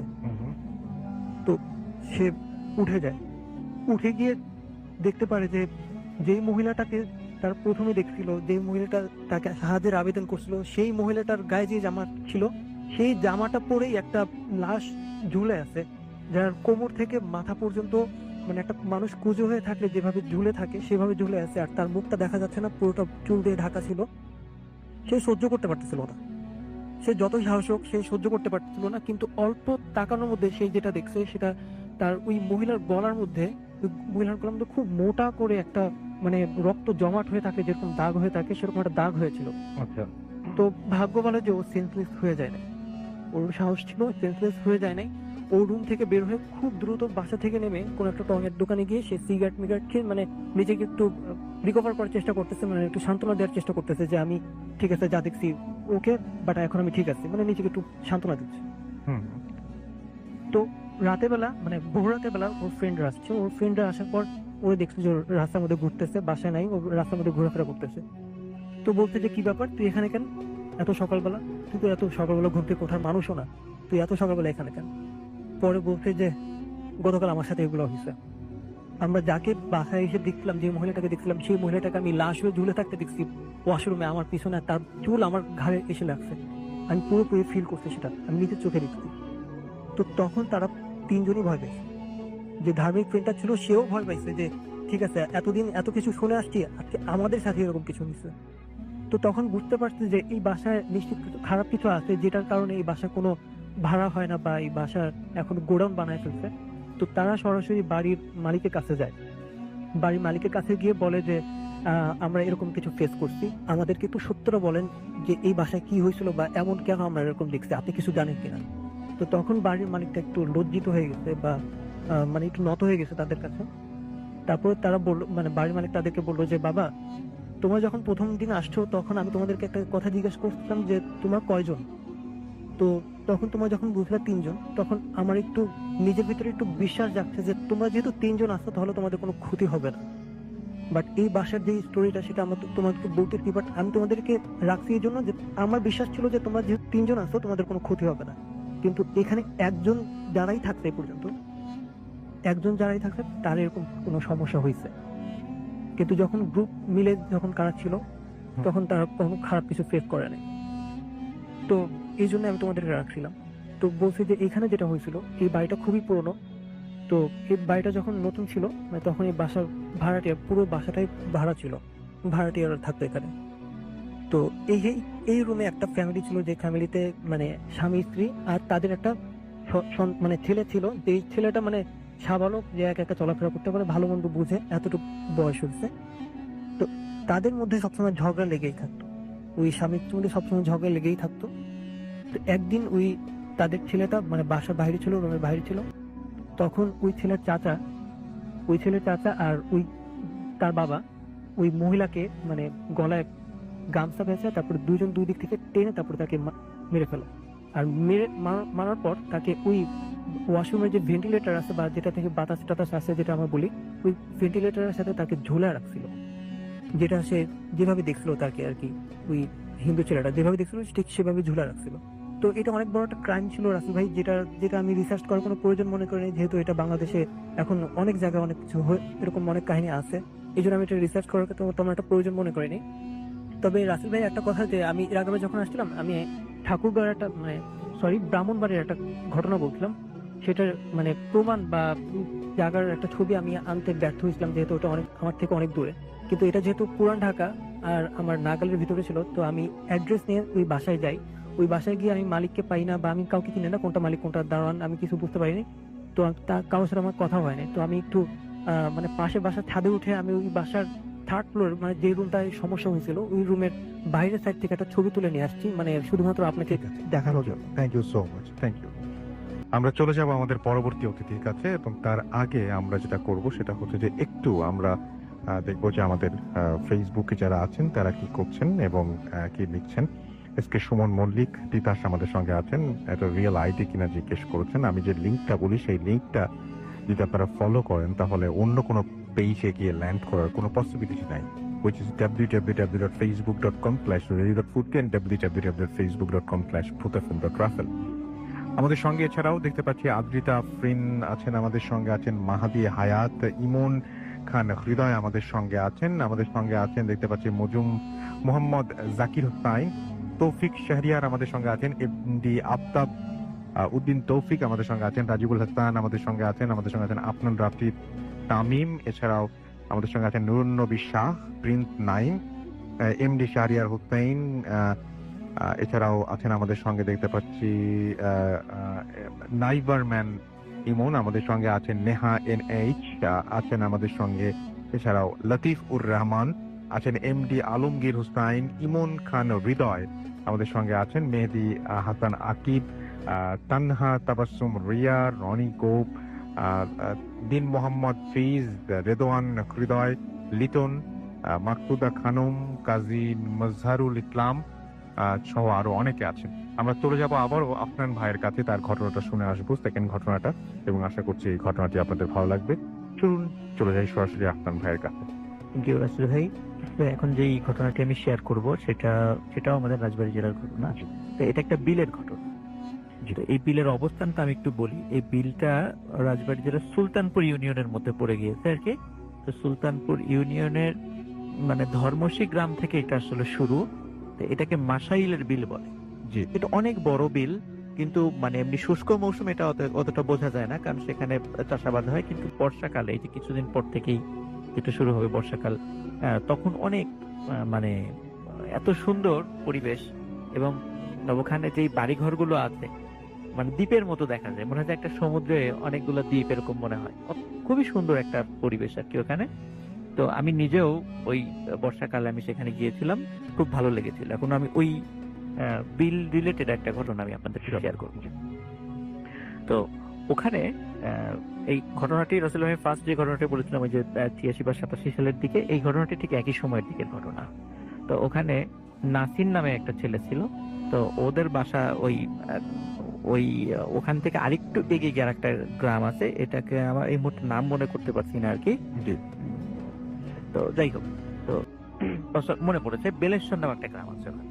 তো ওই বেলেশ্বর গ্রামের নাসির নামে একটা ছেলে ছিল। তো ওদের বাড়িতে কিছু আত্মীয় স্বজন এসেছিল রমজান মাসে। এটা ওই সময়টাও ছিল রাসেল ভাই রমজান মাস, বর্ষাকাল। তো রমজান মাসে যখন এসেছিল, তখন রমজান মাসে আসার পরে তো ওদের একটা প্ল্যান ছিল যে যেহেতু আমরা এক সময় একটা আসলাম, তাহলে একটা কাজ করি, আমরা সারাটা দিন যদি একটু বিলে নৌকা নিয়ে একটু ঘোরাঘুরি করি, ইফতারের আগে বাসায় চলে আসবো। এরকম একটা পরিকল্পনা ছিল তাদের, এবং সত্যি তাই ৩ জন মিলে তারা এক নৌকা নিয়ে ওই মাসাইলের বিল দিয়ে তারা ঘোরাঘুরি করছে আর কি। তো তারা বেরিয়েছে ১২টার দিকে। তারা চিন্তা করেছে আবার ঘন্টাখানিক কি করে আমরা ইফতারের আগে মানে আসরের সময় আমরা ফিরে আসবো, এরকম একটা প্ল্যানিং তাদের ছিল। তো ওরা যখন ওখানে ঘোরাঘুরি করছিল, তো যখন ফিরে আসবে, বাসায় ফিরে আসবে, আসরের সময় হয়ে গেছে, ফিরে আসবে, তো তখন হঠাৎ ওই যে একটা দ্বীপের মতো যেই ঘর বাড়ি আছে যেখানে একটু উঁচু করে, কারণ বর্ষাকালে ওই ঘর বাড়িগুলো তাদের তলিয়ে না যায়, এই জন্য মাটি ফেলে ওই উঁচুতে ঘর বাড়ি করা হয় ওখানে। তো ওখানে হ্যাঁ হঠাৎ করে দেখে যে ২০-২৫ জন লোক ওদেরকে ডাকছে, জোরে জোরে ডাকছে, এই বাবারা এদিকে আসো, এদিকে আসো, আমাদের একটু সমস্যা হয়েছে, এদিকে আসো।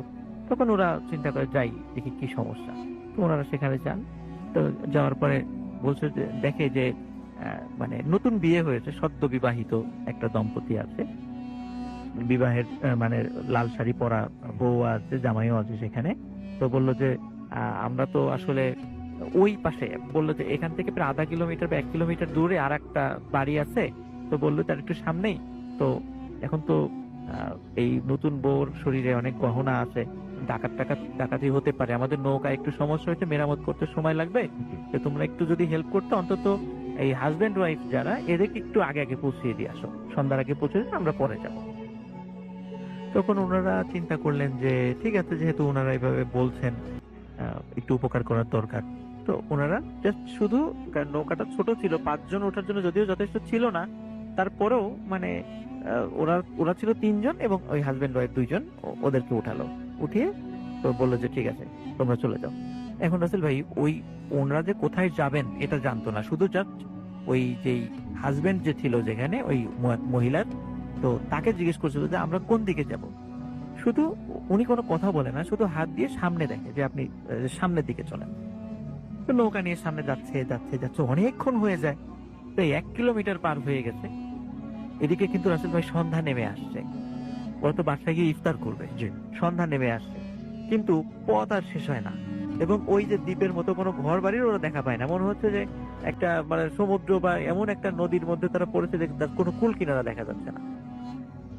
তখন ওদের মানে ওরা বলে যে ভাই আমরা আসলে কোন দিকে যাচ্ছি, আমরা তো পথ ভুল করছি না?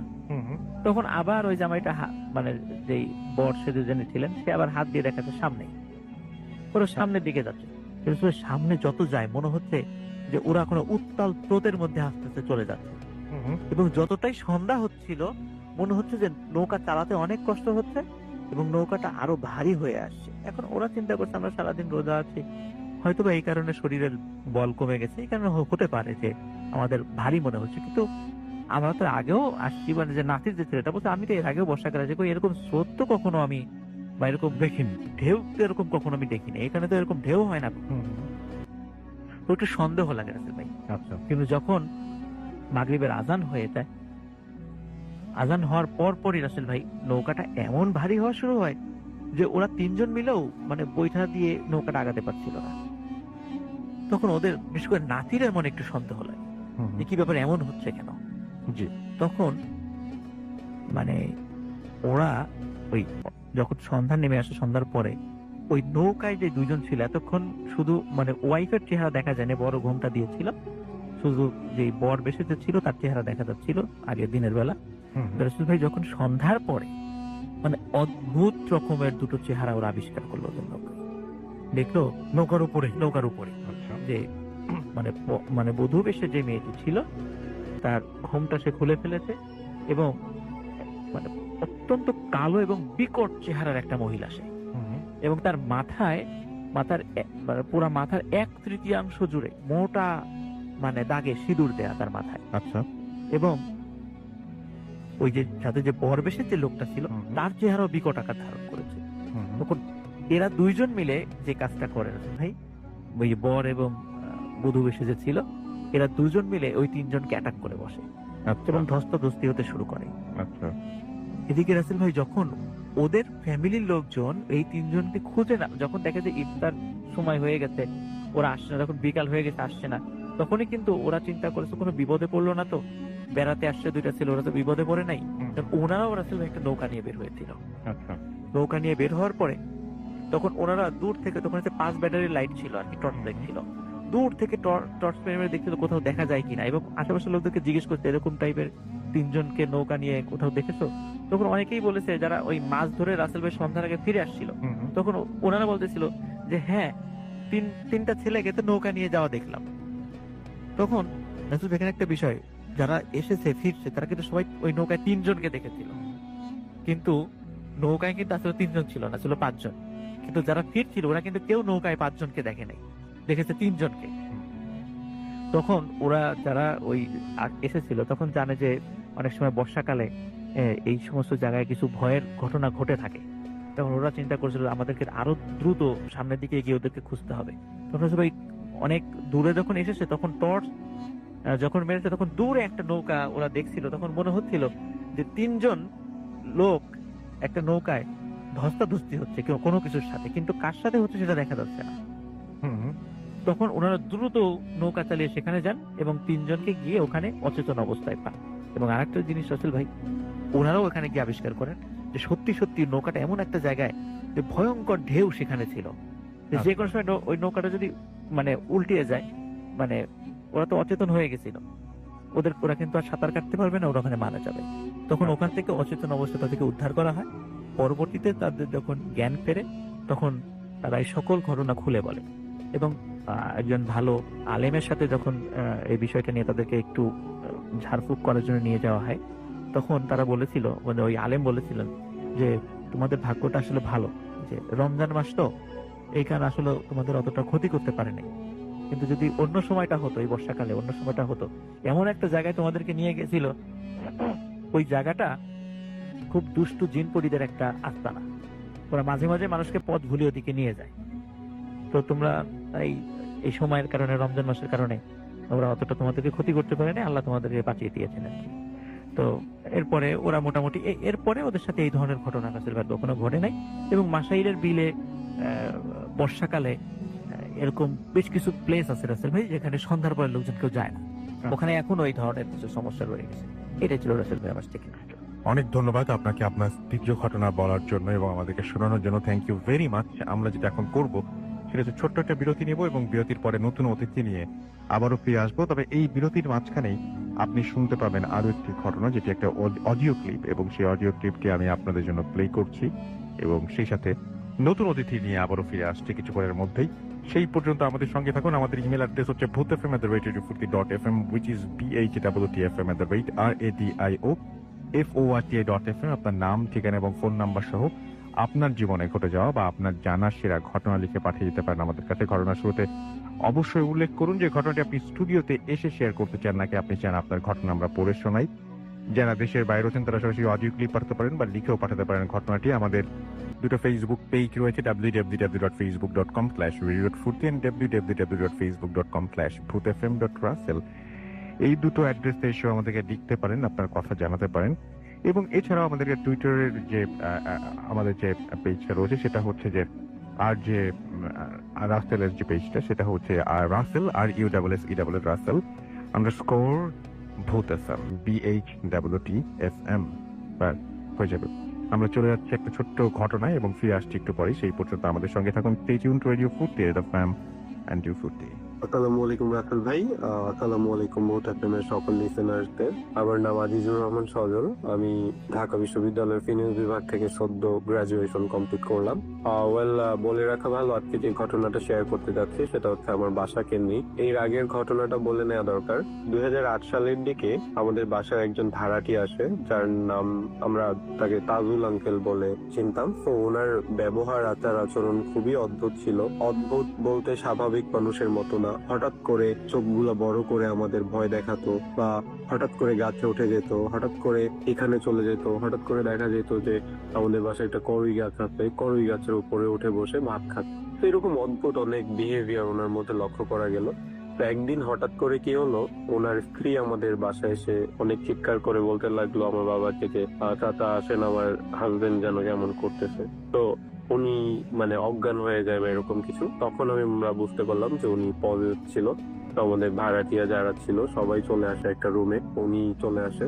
তো ওনাকে পজিটিভ করে, ওনার ভয়েসটা রাতারাতি চেঞ্জ হয়ে একটা মহিলার ভয়েস আমাদের সবাইকে সালাম দেওয়া হলো, আমরা কথা বললাম, আমার বাবা কথা বললো। তো অনেকে অনেক কিছু জানতে চাইলো, সে বললো। বলে যাওয়ার আগে ওই তাজুল আঙ্কেলের পজেস করা ওই পরীটা আমাদের এটা বললো যে আমাদের বাসায় অনেক বেশি রকমের একটা সমস্যা আছে। এখন কি রকম সমস্যা আমার বাবা যখন জানতে চাইলেন তখন বলা হলো যে আমাদের বাসার উপর দিয়ে জিন বা পরীদের চলাচলের একটা রাস্তা আছে, আমরা যেন কখনো তাদের ডিস্টার্ব না করি, তাহলে আমাদের ক্ষতি হতে পারে। আর যদি ডিস্টার্ব না করি তাহলে তারা আমাদের কখনো কোনো ক্ষতি করবে না। তো আমাদের বাসায় এরকম এই ঘটনাটা বলার পরে আমরা মোটামুটি একটু ভয় পেয়ে যাই। তারপরে একটা সার্টেন টাইম পরে তাজুল আঙ্কেল চলে যায়। আমরা আমাদের বাসায় প্রত্যেক দিন মানে এরপর থেকে আমরা যখন জানতে পারলাম, আমরা সবাই খেয়াল করা শুরু করলাম। 2008 সালে আমরা আমাদের বাসায় উঠার 6 মাস হয়েছে, তখনও আমরা টের পাই নাই। বাট যখন আমরা এটা জানতে পারলাম তখন আমরা কিউরিয়াসিটি বশত রাত জাগতে শুরু করলাম। তো রাত জাগার পরে দেখা যাচ্ছে যে 2টা 2:30টার দিকে বাসার ছাদে soup soup soup soup soup soup মানে নুপুরের শব্দ। কখনো হয় না এরকম যে লোহার রড মাটিতে রেখে একজন হাত দিয়ে ধরে টেনে টেনে নিয়ে যাচ্ছে, মানে একটা গড় গড় গড় গড় গড় গড় একটা সাউন্ড হচ্ছে লোহার। এরকম অদ্ভুত রকমের শব্দ সাউন্ড আমরা শুনতেই থাকি। তো এই ব্যাপারগুলো আমাদের কাছে নর্মাল হয়ে যায়। আমরা এখন পর্যন্ত এরকম শব্দ সাউন্ড সব প্রত্যক্ষ করতে থাকি এবং শুনতে পারি। তো এইগুলো কোনো সমস্যা হয় না। একদিনের ঘটনা যেটা শেয়ার করার জন্য আজকে রেকর্ডিং পাঠানো, সেটা খুবই রিসেন্ট একটা ঘটনা এন্ড খুবই অদ্ভুত ছিল আমার সাথে। আমি এটার কোনো ব্যাখ্যা আসলে পাইনি। সেটা হচ্ছে আমি একদিন রাতে মুভি দেখে ঘুমালাম। আমার মনে আছে খুব জনপ্রিয় একটি মুভি আমাদের সার্ভারে আসেন, আমি দেখার পরে ঘুমালাম, স্পষ্ট মনে আছে। এন্ড ঘুমানোর পরে আমি ফিল করতে থাকলাম যে আমার কাঁধে প্রচন্ড ব্যথা হচ্ছে। তো স্বভাবতই ব্যথার জন্য আমি ঘুম ভেঙে গেল। আমার ঘুম ভেঙে যাওয়ার পর আমি আবছা আলোতে তাকালাম, দেখলাম যে তারা দেখা যাচ্ছে, তারা, আকাশের তারা। তারপরে আকাশও দেখা যাচ্ছে। আমি না বুঝতে পারছি না যে কি হচ্ছে। তারপরে আমি হঠাৎ করে মানে একটু টুকটুক কচলানোর পরে একটু স্পষ্ট ভাবে কনসিয়াসলি তাকানোর চেষ্টা করলাম। স্টিল তারা এবং আকাশ দেখা যাচ্ছে। দেন রাসেল ভাই, I don't know why and how, আমি আবিষ্কার করলাম আমি ছাদের মধ্যে শুয়েছিলাম এন্ড আমার মাথার নিচে একটা ইট দেয়া ছিল। এন্ড দ্যাট ইজ ওয়াই আমার কাঁধ এবং ঘাড় প্রচন্ড রকমের ব্যথা করতেছে। তাতে এবার বলে রাখা ভালো, আমার কোনো স্লিপ ওয়াকের কোনো অভ্যাস বা কিছু ছিল না। এন্ড তারপরে আমি উঠলাম, আমার হাতে সবসময় ঘড়ি থাকতো, একটা ডিজিটাল ওয়াচ। তো আমি ঘড়িতে তাকালাম, দেখলাম 3:30টার মতো বাজ। আমি প্রচন্ড রকমের ভয় পেয়ে গেলাম। আমি দৌড়ে ছাদ থেকে নিচে নামলাম। নিচে নেমে আমি ভাবলাম যদি আমি ঘুমের মধ্যে চলে এসে থাকি দরজাটা খোলা থাকবে, বাট দরজাটা ভেতর থেকে লক ছিল রাসেল ভাই। এটার ব্যাখ্যা আমি আজ পর্যন্ত পাইনি। এটা হচ্ছে আমার সাথে ঘটে যাওয়া 3-4 মাস আগের ঘটনা। তারও কিছুদিন আগে আরেকটা অদ্ভুত ঘটনা ঘটে। সেটা হচ্ছে যে আমরা যেহেতু সবসময় শব্দ শুনতাম বা কেউ কিছু অনুভব করতে পারতো, তো আমরা বিশ্বাস করতাম যে হয়তো আমাদের বাড়িতে কোনো সমস্যা আছে বা কোনো রকমের অ্যাবনর্মালিটি আছে। তো আমরা কি করতাম যে অনেক কিছু দেখে ফেললেও বা অনেক আনসার্টিন বা অ্যাবনর্মাল কিছু হইলেও আমরা সেটাকে ইগনোর করতাম। তো একটা দিন আমি হচ্ছে রাতের বেলা ফোনে কথা বলতে ছাদে যাই। একটু অলমোস্ট 1টা 1:30 এরকম বাজে, আমি ফোনে কথা বলতে যাই। তো ছাদে যাওয়ার পরে আমি কথা বলার 5 মিনিট পর দেখতে পেলাম কোনো বাতাস নাই, কিছু নাই। আমাদের ছাদের যে এক্সট্রা রড গুলা বা মানে উপরে আরেক তলা বাড়ানোর জন্য যে কিছু রড থাকে যেগুলো ইউজ করা হয় পরে যখন বাড়ি বানানো হবে, আরো বড় করা হবে, তো উপরের রড গুলা টং টং টং টং করে কাঁপতে থাকে, টং টং টং টং করে কাঁপতে থাকে, and অনেক বেশি পরিমাণে কাঁপতে থাকে, যেটাকে স্বাভাবিক কাঁপুনি মনে হবে না, যে বাতাসের জন্য আসলে ভাই বিশ্বাস করবেন না, আমার ভেতরটা পুরো নড়ে ওঠে। আমি ভয়ে এটা কিছু করতে পারি না, যে ফোনের ওই পাশে আমি ফোনের মধ্যে এমন একটা ভাব করতে থাকি, ফোনে কথা বলতে বলতেই বলতে থাকি যে আর 5 মিনিট, আর 5 মিনিট পরেই চলে যাব। তো যখনই আমি বললাম যে আর 5 মিনিট পরে চলে যাব, শব্দ বা বাতাসে এই রড গুলা নড়া বন্ধ হয়ে গেল। আমি কথা বলতে থাকলাম, কারণ আমি যেহেতু বুঝতে পারলাম যে আমাদের বাসায় একটু মানে অ্যাবনর্মালিটি আছে, বা আমাদের তো এখন পর্যন্ত কোনো ক্ষতি করে নাই, তো ওই ভরসায় আমি কথা বলতে থাকলাম। আমার খেয়াল ছিল না কতক্ষণ কথা বললাম। ঠিক 10 মিনিট বা 15 মিনিট পরে মানে আবার টং টং টং টং টং টং করে শব্দ শুরু হয়। তখন আমি আসলে বুঝতে পারলাম যে আসলে আমার বুঝতে এখন চলে যাওয়া উচিত। তো আমি কোনো কিছু করলাম না, ফোনটা পকেটে নিয়ে সুন্দর করে ছাদ থেকে নেমে চলে আসলাম। তাতে ভাই এছাড়াও আমাদের বাড়িতে অনেক রকমের ঘটনা, আরো কিছু প্রত্যক্ষ জিনিসপত্র হয়েছে। আপনি সময়ের অভাবে বলতে পারলাম না। যদি আমার ঘটনা আপনার একটু পছন্দ হয়ে থাকে, আপনি আমাকে কল করতে পারবেন, বা আপনি আমাকে টেক্সট দিতে পারবেন। শুভকামনা ভোট আপনার জন্য। Welcome back. সরি, অডিও ক্লিপটি আগের ছিল এবং আমরা সেটা কাটতেও পারছি আমরা মাঝখানে। এখন সেটা বুঝতে পেরেছি একটা প্রবলেম ছিল এখানে। সো যারা নতুন শুনেছেন তাদের জন্য তো কোনো কিছু বলার নাই, যারা পুরনো, যারা আর দ্বিতীয়বার শুনেন তাদের কাছে সরি বলছি। আমাদের সঙ্গে 3জন আরো অতিথি এই মুহূর্তে যোগ দিয়েছেন। আমাদের ঘড়িতে সময় 1:10 আপনাদেরকে আরো একবার আমন্ত্রণ জানাচ্ছি ভূত এফএমে, এবং আরো একবার আমাদের দুটো ফেসবুক পেজ এবং আমাদের যে ইমেল অ্যাড্রেস সেটা একটু আপনাদেরকে জানিয়ে দিতে চাই। আমাদের ইমেল অ্যাড্রেস হচ্ছে ভূতএফএম@radiofruity.fm। আমাদের Facebook page www.facebook.com/radiofruity and www.facebook.com/bhutfm.ratel। আমরা চলে যাচ্ছি আমাদের আরো একজন নতুন অতিথির কাছে। আপনার নামটা প্লিজ একটু বলবেন, তারপর আপনার ঘটনায় যাবো আমরা। আসসালামু রাতুল ভাই, আমি এরশাদ, উত্তরা থেকে। জি। আমি আমার ঘটনায় চলে যাচ্ছি সরাসরি। আর আসলে ভাই, আমরা যারা মানে হিউম্যান বিং, আমাদের তো অনেক প্যারানর্মাল ঘটনা আমাদের লাইফে হমেশা ঘটে, যেগুলো আমরা বলি। কিন্তু আমরা কেউ হয়তো দেখা যায় যে কুকুর পালি বা বেড়া পালি, এদের লাইফেও কিন্তু প্যারানর্মাল ঘটনা মাঝে মধ্যে ঘটে। আমরা কিন্তু এটা নোটিস করি না। এটা আমার বাসার একটা বিড়াল নিয়ে ঘটনাটা আমি বলতে যাচ্ছি এলিফেন্টদের জন্য। বিড়ালটার ওর নাম ছিল জেনি। তো ওকে আমি নিয়ে আসলাম রোড থেকে। ও লাইক তখন হয়তো 1 মাস বয়স হবে ওর। একটু গাড়ি নিতে পড়তে যাচ্ছিল। তো তখন ওকে সেভ করে নিয়ে আসি। তো আমার বাসায় সাধারণত আমরা মানুষ খুব কম।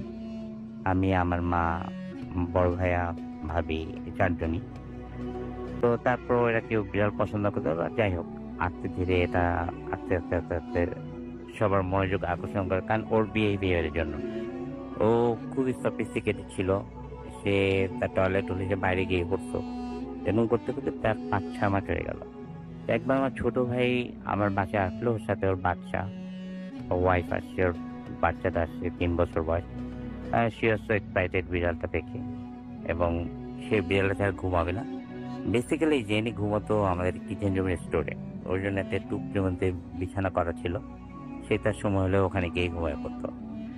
এবং সকালবেলা যার মতো ওকে ফিডার দুধ খাওয়ানো হতো নর্মালি। তার মধ্যে কিছু স্পেশাল ব্যাপার ছিল, যেমন মাছটার মধ্যে যদি মাছ দিতাম খেতে, ওটাকে চটকায় সুন্দর করে লবণ টবণ দিয়ে দিতে হতো আর কি। এছাড়া সে খেত না। দুধটা ফিডারে দিলে খেত, এরকম। তো হি ওয়াজ সো কিউট। তো যেদিন আমার ছোট ভাইয়ের মেয়ের নাম আইজা, ও আসার পরে ও ঘুমাবে না জেনিকে ছাড়া। তারপর কি করলাম, জেনিকে বারান্দায় রেখে আসলাম।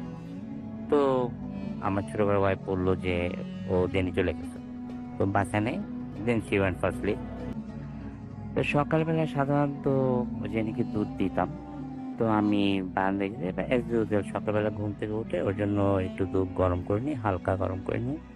বারান্দায় গেলাম, কিন্তু গিয়ে দেখি যে জেনি নেই, বারান্দায় নেই। ওর টুকরিটা উঠে দেখলাম তার মধ্যে অল্প কিছুর জাস্ট গায়ের পশম আর বা ওর মনে হয় কানের অল্প একটু জাস্ট পরে, কোনো ব্লাড নেই, কিচ্ছু নেই ওখানে। I was so shocked. আমি প্রথমে ভাবছিলাম চারতলা থেকে হয়তো পড়ে গেছে, কিন্তু যখন দেখলাম যে না, কিছু কিছু জিনিস পড়েছে, তখন বুঝলাম যে that was an accident, but কিছু একটা হয়েছে। তো আমি এটা বের করার জন্য আমি ওদিনকে সারাদিন ঘুরে আমাদের উত্তরের আশেপাশ থেকে একটা বিড়াল, একটু বড় সাইজের, ওটা আমি ম্যানেজ করলাম এবং ওদিনকে রাত্রে ঠিক জেনিকে যেভাবে রেখেছিলাম ওভাবে ওকে রাখলাম। তো আমি বাচ্চাদের খেলার জন্য যে ছোট মশারি, তার মধ্যে কোনোভাবে ওটাকে ঢেকে রেখে আমি বারান্দায় এক কর্নারে জেনিকে রেখে দিয়েছি। জেনি না, যে নতুন যে বিড়ালটা নিয়ে আসছে ওটাকে রাখলাম, আর আরেক কর্নারে আমি ওটার মধ্যে ঢুকে এয়ার গান নিয়ে বসেছিলাম যে দেখি কি হয়। তো বসতে বসতে অনেক রাত হয়ে গেছে, লাইক 2 o'clock, আমার মোর দেন 2 o'clock, 2:45, 3টার মতো হয়ে গেছে। তো আমার একটু ঝুমনিও লাগছিল। তো হঠাৎ করে এই যে বিড়ালটা নিয়ে আসছিল ও ডাকতে শুরু করছে। তখন আমি একটু ভালো করে তাকলাম, দেখি যে আমাদের উত্তরের ওদিকে বিল্ডিং সাধারণত 6 তলা 7 তলা এরকম হয়, আর আমি এখানে থাকি ওখানে বিল্ডিং গুলো কিন্তু ব্যাক টু ব্যাক, একটা বিল্ডিং এর পিছন দিক আর একটা আমাদের বিল্ডিং এর পিছন দিক টাইম, ওর মধ্যে গ্যাপটা খুব কম। তখন দেখতে পেলাম যে একটা পাখি ইজ লাইক, আমরা তো চিল সবসময় দেখি, কিন্তু চিলের চেয়ে অনেক বড়, এবং এটা ঠোঁটটা ছিল আরো বড়, এবং ওটা কিভাবে গিরের ফাঁক থেকে আসলো উইদাউট এনি সাউন্ড, যে সাউন্ডটা আমার কানে আসেনি। তো দেখলাম ওটা বিড়ালটার মানে প্রায় উপরে। তখন আমি করছি কি, ওই এটা দিয়ে আমি ওকে শুট করলাম, এর কারণের মধ্যে গুলি ভরা ছিল, শুট করলাম, কিন্তু সে পড়ে গেল একবার, পড়ে গিয়ে সে উল্টা আমার দিকে মানে আসতে শুরু করছে, সে লাফায় আমার দিকে আসতে শুরু করছে। তখন আমি ঘরের মধ্যে ঢুকে আমি স্লাইডিংটা বন্ধ করি। স্লাইডিং বন্ধ করে দেওয়ার পরে তার যে অবস্থা আমি দেখলাম, তার ঠোঁটটা ছিল অনেক বড়, এবং এই পাখি আমার জীবনে আমি কখনো দেখিনি, নট এভেন ইন ইমেজ অর কোথাও তার কোনো পিকচার, কোনো এই ধরনের পাখি আমি দেখিনি। তো স্লাইডিং ডোরের গ্লাস মধ্যে সে ঢোকাতে শুরু করছে, ইট ওয়াজ লাইক রেডিকিউলাস অনেক। তো আমি তাকে বিভিন্নভাবে ভয় দেখাই, সে যাচ্ছেই না। তারপর কি করলাম, বার্নিশ করে যে ওটার স্পিড ছিল বাসায়, ওই স্পিড আমার একটা গেঞ্জির মধ্যে ঢেলে ওটার মধ্যে আগুন ধরে যেই ওটার সামনে দিলাম গ্লাসের এই পাশে, তখন এটা আস্তে করে বেরিয়ে গেল। তারপরে দেখলাম যে ওদের চলে যাওয়ার পর আমি আর কিছুক্ষণ ওয়েট করলাম যে তারপরে ফিরে আসি কিনা, দেখলাম যে না, আর ফিরে আসেনি। পরের দিন ওই বেলটাকে ছেড়ে দিলাম বাইরে। It was my first story Rasel ভাই। Thank you so much. আমরা চলে যাই আমাদের পরবর্তী অতিথির কাছে। আপনার নামটা প্লিজ একটু বলবেন, তারপর আপনি কোথা থেকে এসেছেন সেটা একটু শুনবো, তারপর আপনার ঘটনায় চলে যাব। ধন্যবাদ রাসেল ভাই। আমি শাওন, আজিমপুর থেকে এসেছি। জি। আমি আজিমপুর আমি এখন থাকি, কিন্তু আমার গ্রামের বাড়ি মাগুরাতে। আমার ঘটনাটা বা আমার কাহিনীগুলা ওইখানেই ঘটছে। ভুটানের সাথে আমি অনেকদিন ধরেই আসলে আমার নিজের যোগাযোগ আছে, আমি নিয়মিত গল্পগুলো শুনি। আর এই মধ্যে দিয়ে আমার মনে হলো যে না, আমি আপনাদের সাথে আমার গল্পগুলো শেয়ার করতে জি, চাই। আমরা ঘটনায় চলে যাই তাহলে। হ্যাঁ, আমাদের বাড়িতে আমাদের যে ঘটনাটা, সেটা আমার বাড়ির আশেপাশের বিভিন্ন জায়গাকে কেন্দ্র করেই আসলে এই ঘটনাগুলো ঘটেছে। আমাদের বাড়ির আশেপাশে খুব বড় বড় গাছ একটা সময় ছিল। আমি যখন ছোট ছিলাম তখন দেখতাম অনেক অনেক অনেক পুরাতন গাছগুলো আমাদের গ্রামের বিভিন্ন জায়গায় ছিল। আর যেটা আমরা আমাদের বাড়িতে দেখেছি, যে আমাদের বাড়ির একটা পারিবারিক গোরস্থান আছে, এবং গোরস্থানের সাইড দিয়ে আপনার বড় বড় কাঁঠাল গাছ, আম গাছ, বাঁশবাগান, এমনকি বড় বড় 2টা তেঁতুল গাছও ছিল। আমাদের বাড়িতে চারপাশ দিয়ে যেভাবে গাছগাছালি ছিল, আমাদের বাড়িটা একটু উঁচু জায়গাতে, সেখানে দেখা যেত যে আপনার মানে একদমই সন্ধ্যার পরপরই একদমই চারপাশে অন্ধকার হয়ে আসতো। জি। মানে তেমন ভাবে আসতো না, সূর্যের আলোটা সেভাবে পড়তো না। এখন অবশ্য যে জায়গাটা একটু চেঞ্জ আসছে, কিন্তু যখন এমন আমরা ছোটবেলায় ছিলাম, আমরা ওই আম গাছ বা আমের সময় আম বা কাঁঠালের সময় যে ঝড় টড় হতো আমরা ওইটা কুড়াইতে যাইতাম, এরকমের ব্যাপারগুলো ঘটতে হতো। এখন যে বিষয়গুলো আসলে আমরা ফেস করতে থাকলাম একটা সময়, যে মাঝে মাঝে দেখতাম যে আমাদের ওই আম কুড়াইতে গেলে ওই ঝড় হচ্ছে, আম প্রচুর পরিমাণে আম পড়ছে, আমরা বুঝতে পারছি যে শব্দ হচ্ছে, আমরা গিয়ে দেখি যে আম নাই। ঘটনাটা কি, মানে এমন ভাবে কিছু কিছু ইয়াটা চলতে থাকে। আমরা তো এগুলো মনে করছি কেউ আশেপাশ থেকে এসে এগুলো কুড়াই নিয়ে যাচ্ছে। আর এরপর থেকে আর কিছু কিছু দিনে দেখা যেত কেউ আমার কোনো ভাই গেছে আম কুড়াইতে, বা ওই ওই সাইড দিয়ে একটু হাঁটা চলা করতেছে, তারা কিছু কিছু শব্দ শুনতে পাচ্ছে, বা মনে হচ্ছে তাদের সাথে সাথে কেউ ঘুরছে এরকমের, বা আশেপাশে লেগে চলাচল করতেছে, এরকমের কিছু কিছু ঘটনা ঘটতে থাকে। কিন্তু এগুলোকে অত বেশি বড় প্রায়োরিটি না দিলে পারেও তারপরে কিছু ক্ষেত্রে আমাদের নিজেদের ভিতরই একটা অসুবিধা, মানে ছোট ছিলাম তো, মনে হচ্ছিল যে কেন একটা ঝামেলা হচ্ছে কি না, ঝামেলা হচ্ছে কি না। একটা সময় দেখা যেত যে আমার আব্বু বা আমার চাচারা যদি এরকম বড় বড় মাছ একটা সময় কিনে নিয়ে আসতো রাতের বেলায়, ওই দিন রাতেই প্রতিটা বাড়ি বা আমাদের ঘরেগুলোতে দেখতাম যে টিনের চালে আপনার ইট পড়তেছে বা অন্য কিছু এসে লেগে খুব শব্দ করতেছে, এরকম কিছু কিছু ঘটনা আস্তে আস্তে ঘটতে থাকে। এরকমের আমি যেমন একদিন ঘুমিয়ে আছি, হঠাৎ করে রাতের বেলায় আপনার ঘুম ভেঙে গেছে। আমাদের তখন ঘরগুলো আপনার বেড়ার ঘর ছিল ফাঁকা জায়গাতে। এই জায়গাটাই আপনার দেখা যেত যে আমি হঠাৎ করে একদিন ঘুম ভেঙে উঠছি, আমার এই ফাঁকা জায়গাতে আমি হঠাৎ করে চোখ গেছে, যাওয়ার পর দেখি যে কেউ একজন এসে তখন আনুমানিক রাত 3টা বাজবে এমন একটা সময়। জি। আমাদের হঠাৎ করে দেখি যে কেউ একজন এসে আমার সামনে বেশ দাঁড়ালো, পিঠ মোড়া দিয়ে, পিঠের দিক থেকে দেখছি, সাদা ড্রেস পরা। হঠাৎ করে সে চুলটা ছেড়ে দিল এবং চুলটা একদম আস্তে করে পা দিয়ে বেয়ে মাটির সাথে লেগে গেছে।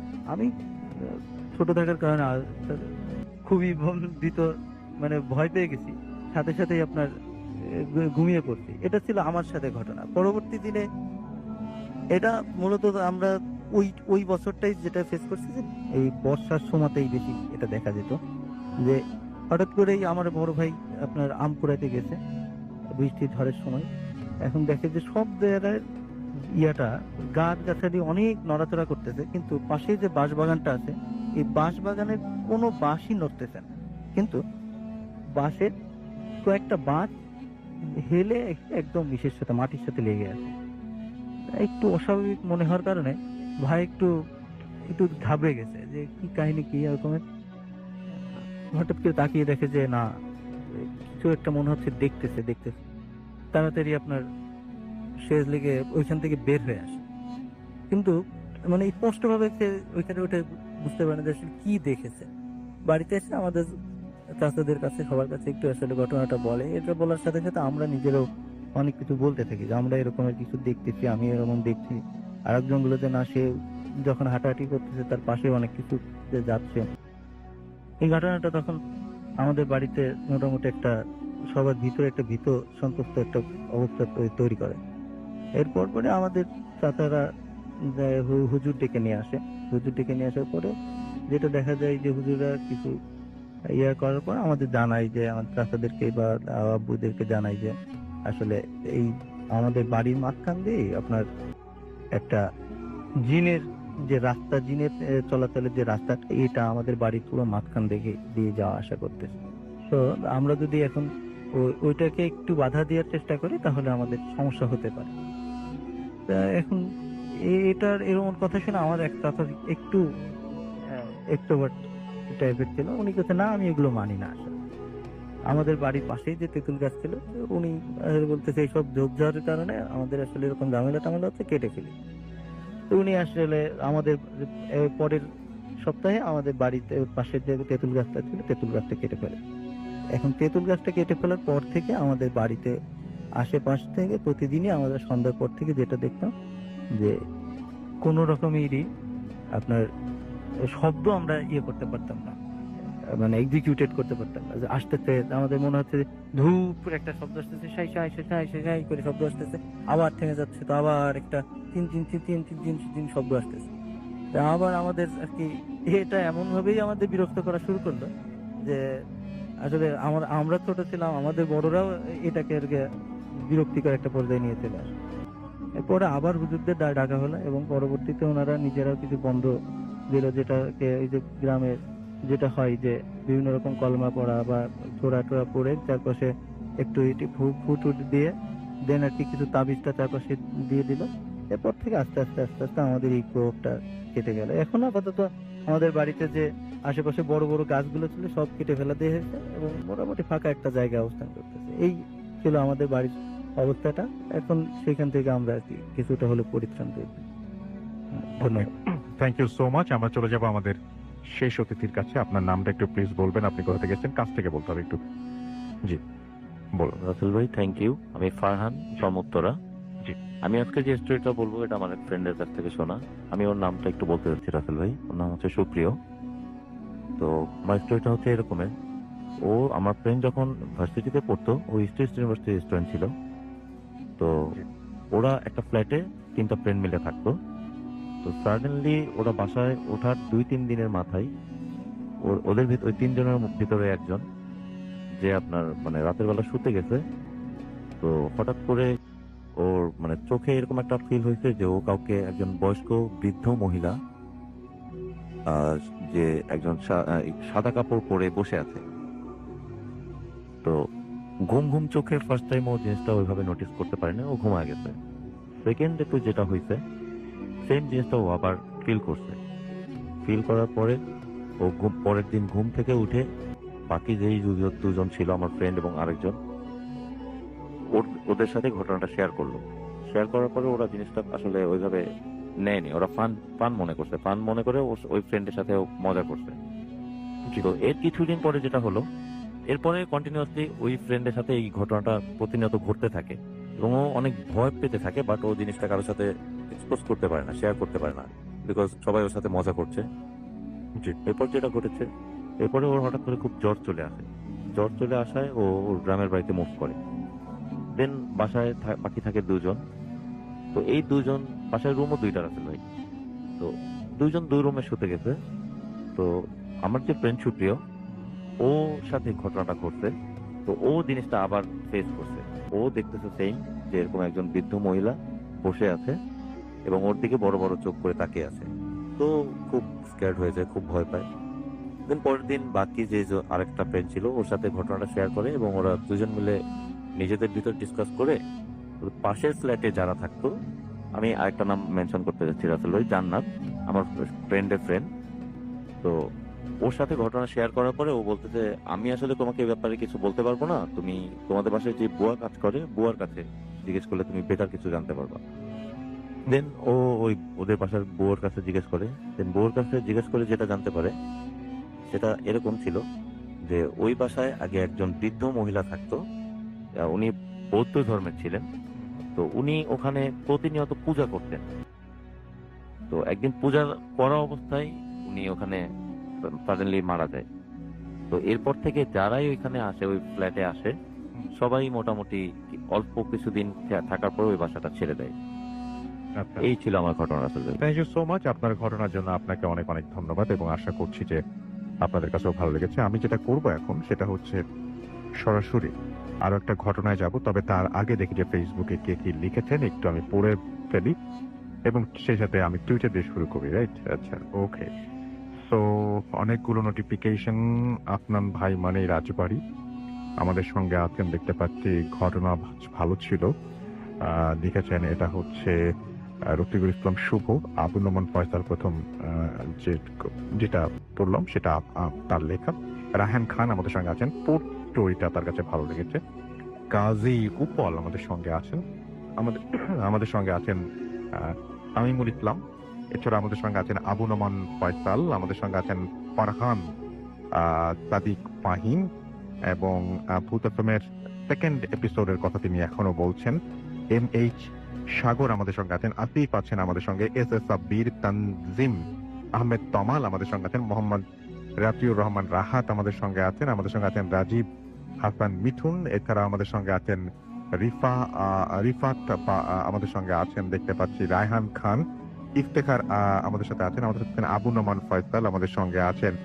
এছাড়াও দেখতে পাচ্ছি MFH99 আমাদের সঙ্গে আছেন, কাজী ফাহিম সহ আরো অনেকে। Thank you very much. আমাদের সঙ্গে যারা আছেন, আমাদের সঙ্গে আরো অনেকেই, টি আর হাসান আছেন আমাদের সঙ্গে, ডিজে প্যাম আমাদের সঙ্গে আছেন, সাকিবুল ইসলাম শিমুল আছেন টুইটারে আমাদের সঙ্গে, সাদমান সাকিব, ফরদিন আমাদের সঙ্গে আছেন, বিশাল বৈরাগী রাজবীর, এছাড়াও ইফতেখার আরিফ ফাহাদ আমাদের সঙ্গে, তানজিম আহমেদ তমালকে দেখতে পাচ্ছি, এমডি তানভীর মেহেদি আমাদের সঙ্গে লিখেছেন যে আমি ভয় পাই না। আমাদের লিখেছেন আবু নোমান ফয়সাল, রমজানুল মোবারক আমাদের সঙ্গে এই মুহূর্তে, মিনহাজুল মামুনও আছেন, আরো অনেকেই আমরা দেখতে পাচ্ছি। আমাদের যে রেডিও ফুর্তির যে পেজটা, সেই পেজে আমি দেখতে পাচ্ছি এখানে অনেকে আছেন, এবং সেই পেজে আমি আসবো, তবে তার আগে না চলে আসি, এবং সেখানে অনেকেই আসলে আছেন। আমাদের এই পেজটির অ্যাড্রেসটি www.facebook.com/radio.furti, এবং সেইখানে যারা আমাদেরকে লিখছেন তাদের মধ্যে আমি দেখতে পাচ্ছি সুলতান কবির, এবং আয়নার ঘটনাটা, হ্যাঁ আমি আয়নার ঘটনাটা আমিও চাচ্ছি, এটা আমাদের অলরেডি আমাদের পাঠিয়ে দেওয়া হয়েছে, আমাদের যারা যিনি আমাদের প্রোডাকশনে এখনো পর্যন্ত সেটা মানে আমাদের মিউজিক সহ আসেনি আর কি। আপনাদের ঘটনা পাঠানোর মিউজিক ছাড়া, এবং আমরা সবসময় সাজেস্ট করি ঘটনা পাঠাতে অবশ্যই মিউজিক ছাড়া পাঠাবেন, আমাদের সেখানে মিউজিক অ্যাড করতে হয়। রাফিউ আহমেদ আমাদের সঙ্গে আছেন, এমডি মেহেদি হাসান সানি, কায়সার হামিদ, এছাড়াও আছেন অচেনা বন্ধু তুহিন, ফাহিম শাহরিয়ার সৌরভ, তানভীর আহমেদ প্রান্ত রাজশাহী থেকে শুনছেন, এমডি মিশুক ইসলাম চাঁপাইনবাবগঞ্জ থেকে শুনছেন, এমডি অপূর্ব হাসপাতালের ঘটনা ভালো লাগে আমাদের সঙ্গে, তাইমুল ইসলাম সাদাত আছেন আমাদের সঙ্গে। আসলে ভালো ঘটনা সেটা যেখানেই ঘটুক না কেন ভালো লাগে, যেটা আমি মনে করি আর কি। সুলতানা কবির আমাদের সঙ্গে এই মুহূর্তে আছেন, হৃদয় আছেন, সাইদ আহমেদ আমাদের সঙ্গে, সুনীল দাস, এছাড়াও জুনায়েদ, ইভান, তানভীর আহমেদ প্রান্ত, সাইদ আহমেদ, জুবায়ের সহ আরো অনেককে দেখতে পাচ্ছি, সম্রাট জাহাঙ্গীর, এমডি আরিফ হুসাইন, রকিবুল ইমতিয়াজ, শাকওয়াত হুসাইন শিমুল, আদিল ইসলাম, এমডি জোবায়েদ আলম সহ আরো অনেককে দেখতে পাচ্ছি আমাদের এইখানে। এবং ভূতাত্মিক যে পেজটা রয়েছে সেখানে আমি অনেককে দেখতে পাচ্ছি, এবং এই মুহূর্তে আছেন দেখতে পাচ্ছি এমডি মাসুম পারভেজ আছেন আমাদের সঙ্গে, ইমরান এইচ সৌরভ, এস শরীফুজ্জামান, সিল্কি শিমুল আমাদের সঙ্গে, পল্লব শাহরিয়ার, তাহারিমা ইসলাম, এমডি মেহেদি Pratyay Dey, Roza Akhtar, MD Masum, S Sharifuzzaman, Zubair Ahmed Romeo, Akash K Banik, MD Mehedi Hasan, Mahin Momtaz, S H Sagar সহ আরো অনেকে আমি এই মুহূর্তে দেখতে পাচ্ছি। তো যাই হোক, আমরা যেটা করব সেটা হচ্ছে সরাসরি এখন আরেকটা ঘটনায় চলে যাব, এবং এই ঘটনাটিও আমাদের একজন পাঠিয়েছেন, এবং তিনি যদি তার নামটা বলার পারমিশন দেন ডেফিনেটলি আমরা তার নামটাও আপনাদেরকে জানিয়ে দিব, এবং তিনি যেভাবে লিখেছেন আমি সেইভাবেই ঘটনাটি আপনাদেরকে পড়ে শোনানোর চেষ্টা করছি।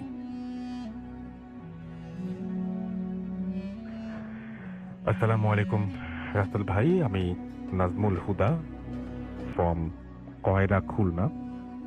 আমি বর্তমানে খুলনা বিএল কলেজের ইংরেজি বিভাগের প্রথম বর্ষের ছাত্র। আপনি তো ভালোর দলেই, আর তাই আপনাকে ভালো মন্দ জিজ্ঞেস করলাম না। আমি ভূতত্ত্বের একজন নিয়মিত লিসনার। আজ আমি আপনাকে যে ঘটনাটি বলতে যাচ্ছি সেটি আমার পাশের বাসার আপার সাথে বাস্তব ঘটে যাওয়া একটি ঘটনা। বলে রাখা ভালো যে আমাদের সেই পাশের বাসার আপুটি বিবাহিত। এবার আমি সরাসরি ঘটনায় চলে যাচ্ছি। আমার আপার বাড়ি জামালপুর, আর সেই আপুটার সাথে মাঝে মধ্যে দুলাভাইয়ের সাথে ঝগড়া হতো, কিন্তু তেমনই একদিন আপুর সাথে দুলাভাইয়ের ঝগড়া হয়, কিন্তু সেদিন ঝগড়ার মাত্রাটা একটু বেশি হয়, তাই আপু সিদ্ধান্ত নেয় যে গলায় ফাঁসি দিয়ে আত্মহত্যা করবে। যেই কথা সেই কাজ, সে দড়ি নিয়ে গেল তার পাশের বাসার পাশে একটি বাগানে, বলা যেতে পারে সেটা একটা ছোট জঙ্গল। সে জঙ্গলে একা একা দড়ি নিয়ে চলে যায়, সে একটা গাছের সাথে দড়ি বেঁধেও ফেলে, আত্মহত্যা করার জন্য প্রিপারেশন নিচ্ছে।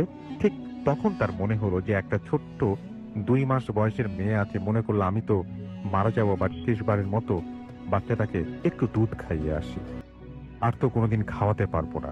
তাই ভেবে সে বাসায় চলে যায় এবং বাচ্চাটিকে দুধ খাওয়ায়। তারপর কেন যেন মনে হলো তার বাচ্চাটিকে একটু গোসল করিয়ে যায়। সে বাচ্চাটিকে গোসলও করালো। তারপর বাচ্চাটাকে আবার খাইয়ে ঘুম পাড়ালো।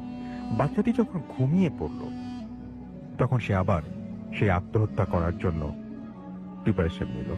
ঠিক তখন তার কাছে দুলাভাইয়ের কল আসে। সে প্রথম মনে করে কলটি রিসিভ করবে না, কিন্তু সে কি যেন মনে করে কলটি রিসিভ করে। তখন দুলাভাই অনেক কান্নাকাটি করে এবং বলে যে তার ভুল হয়েছে, সে যেন তার উপর থেকে সব অভিমান ভুলে যায়। যাই হোক, আপাও সেটা মেনে নেয়। তারপর ডিসাইড করে যে সে সুইসাইড করবে না। কিন্তু এবার ঘটলো আসল ঘটনা। সে তারপর থেকে প্রতিটা মুহূর্তে শুনতে পায় যে কে যেন তাকে বারবার ডাকে, আয়, আসলি না কেন, দেরি হয়ে যাচ্ছে, তোর জন্য আমি আর কতক্ষণ ওয়েট করব, ইত্যাদি। সে একই কথা শুনতে শুনতে বিরক্ত হয়ে ওঠে। সে ডিসাইড করে সে ওইখানে যাবে। যেমন কথা তেমন কাজ, আপু সেইখানে যায় আর সেইখানে দেখতে পায় যে দড়িটা এখনো ঝুলছে। বলে রাখা ভালো যে আপু যাওয়ার সময় একটি ধারালো দা নিয়ে যায়। সে কিছু না ভেবে দা দিয়ে দড়িটা এক টুকরো করে কেটে ফেলে, কয়েক টুকরো করে কেটে ফেলে। ঠিক তখনই সে দেখতে পেল যে দড়িগুলো সে কেটেছিল সেগুলোর প্রতিটি থেকে রক্ত বের হচ্ছে। তাই দেখে সে খুব ভয় পেয়ে যায়। সে ডিসাইড করলো যে সে দৌড় দেবে। সে দৌড় দিতে গিয়ে কিছুতে বেঁধে পড়ে যায় আর সে দেখতে পায় দড়ির যে অংশটা রয়ে গেছে তা থেকে অনর্গল রক্ত পড়ছে আর কিসের একটা যেন চিৎকার শোনা যাচ্ছে। তাই শুনে সে সেন্সলেস হয়ে যায়। তারপর তার জ্ঞান ফিরে আসে। সে দেখছে সে বাসায় শুয়ে আছে। যখন সে জানতে পারে তাকে অনেকক্ষণ ধরে খুঁজে পাওয়া যাচ্ছিল না, একটা সময় তাকে ওই জঙ্গলে খুঁজে পাওয়া যায়।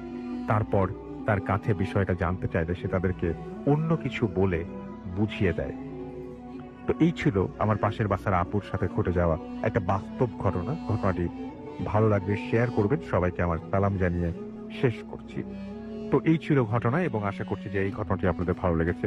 আমাদের আরো একজন অতীত, তিনি তার আর একটা ঘটনা বাকি আছে, সেই ঘটনাটা আমি একটু আপনাদেরকে বলতে চাই এবং সেই ঘটনাটি ছোট্ট করে বলবেন। আমাদের হাতে সময়ও খুব কম, আমরা ছোট্ট করে আপনার ঘটনাটি শুনে আসবো। যে বলুন। রাসেল ভাই, আমি যেহেতু একজন হোটেলিয়ার এবং প্রি ওপেনিং হোটেলগুলোতে কাজ করি, আমি স্পেসিফিকলি আপনার স্পেসটা বলতে চাচ্ছি না এবং হোটেলের নামটাও বলতে চাচ্ছি না সঙ্গত কারণেই। কারণ it was a pre opening hotel somewhere in Bangladesh. তো এই ঘটনাটা ঘটেছে আপনার 2016 অক্টোবরে। তখন আমাদের একটা টিম, আমরা একটা হোটেল, 3 স্টার হোটেল, ওটা ওপেন করতে গেলাম। যাওয়ার পরে সফট ওপেনিং হয়ে গিয়েছে। তখন টোটাল হোটেলের রুম ছিল আপনার 56 রুমস ওয়াজ ওপেনিং। আমরা প্রি ওপেন করলাম 56 রুমের মধ্যে 30টা আমরা ওপেন করলাম সফট ওপেনিংয়ে। আরগুলো ছোট ছোট কাপ চলতেছিল, ডেকোরেশন চলতেছিল।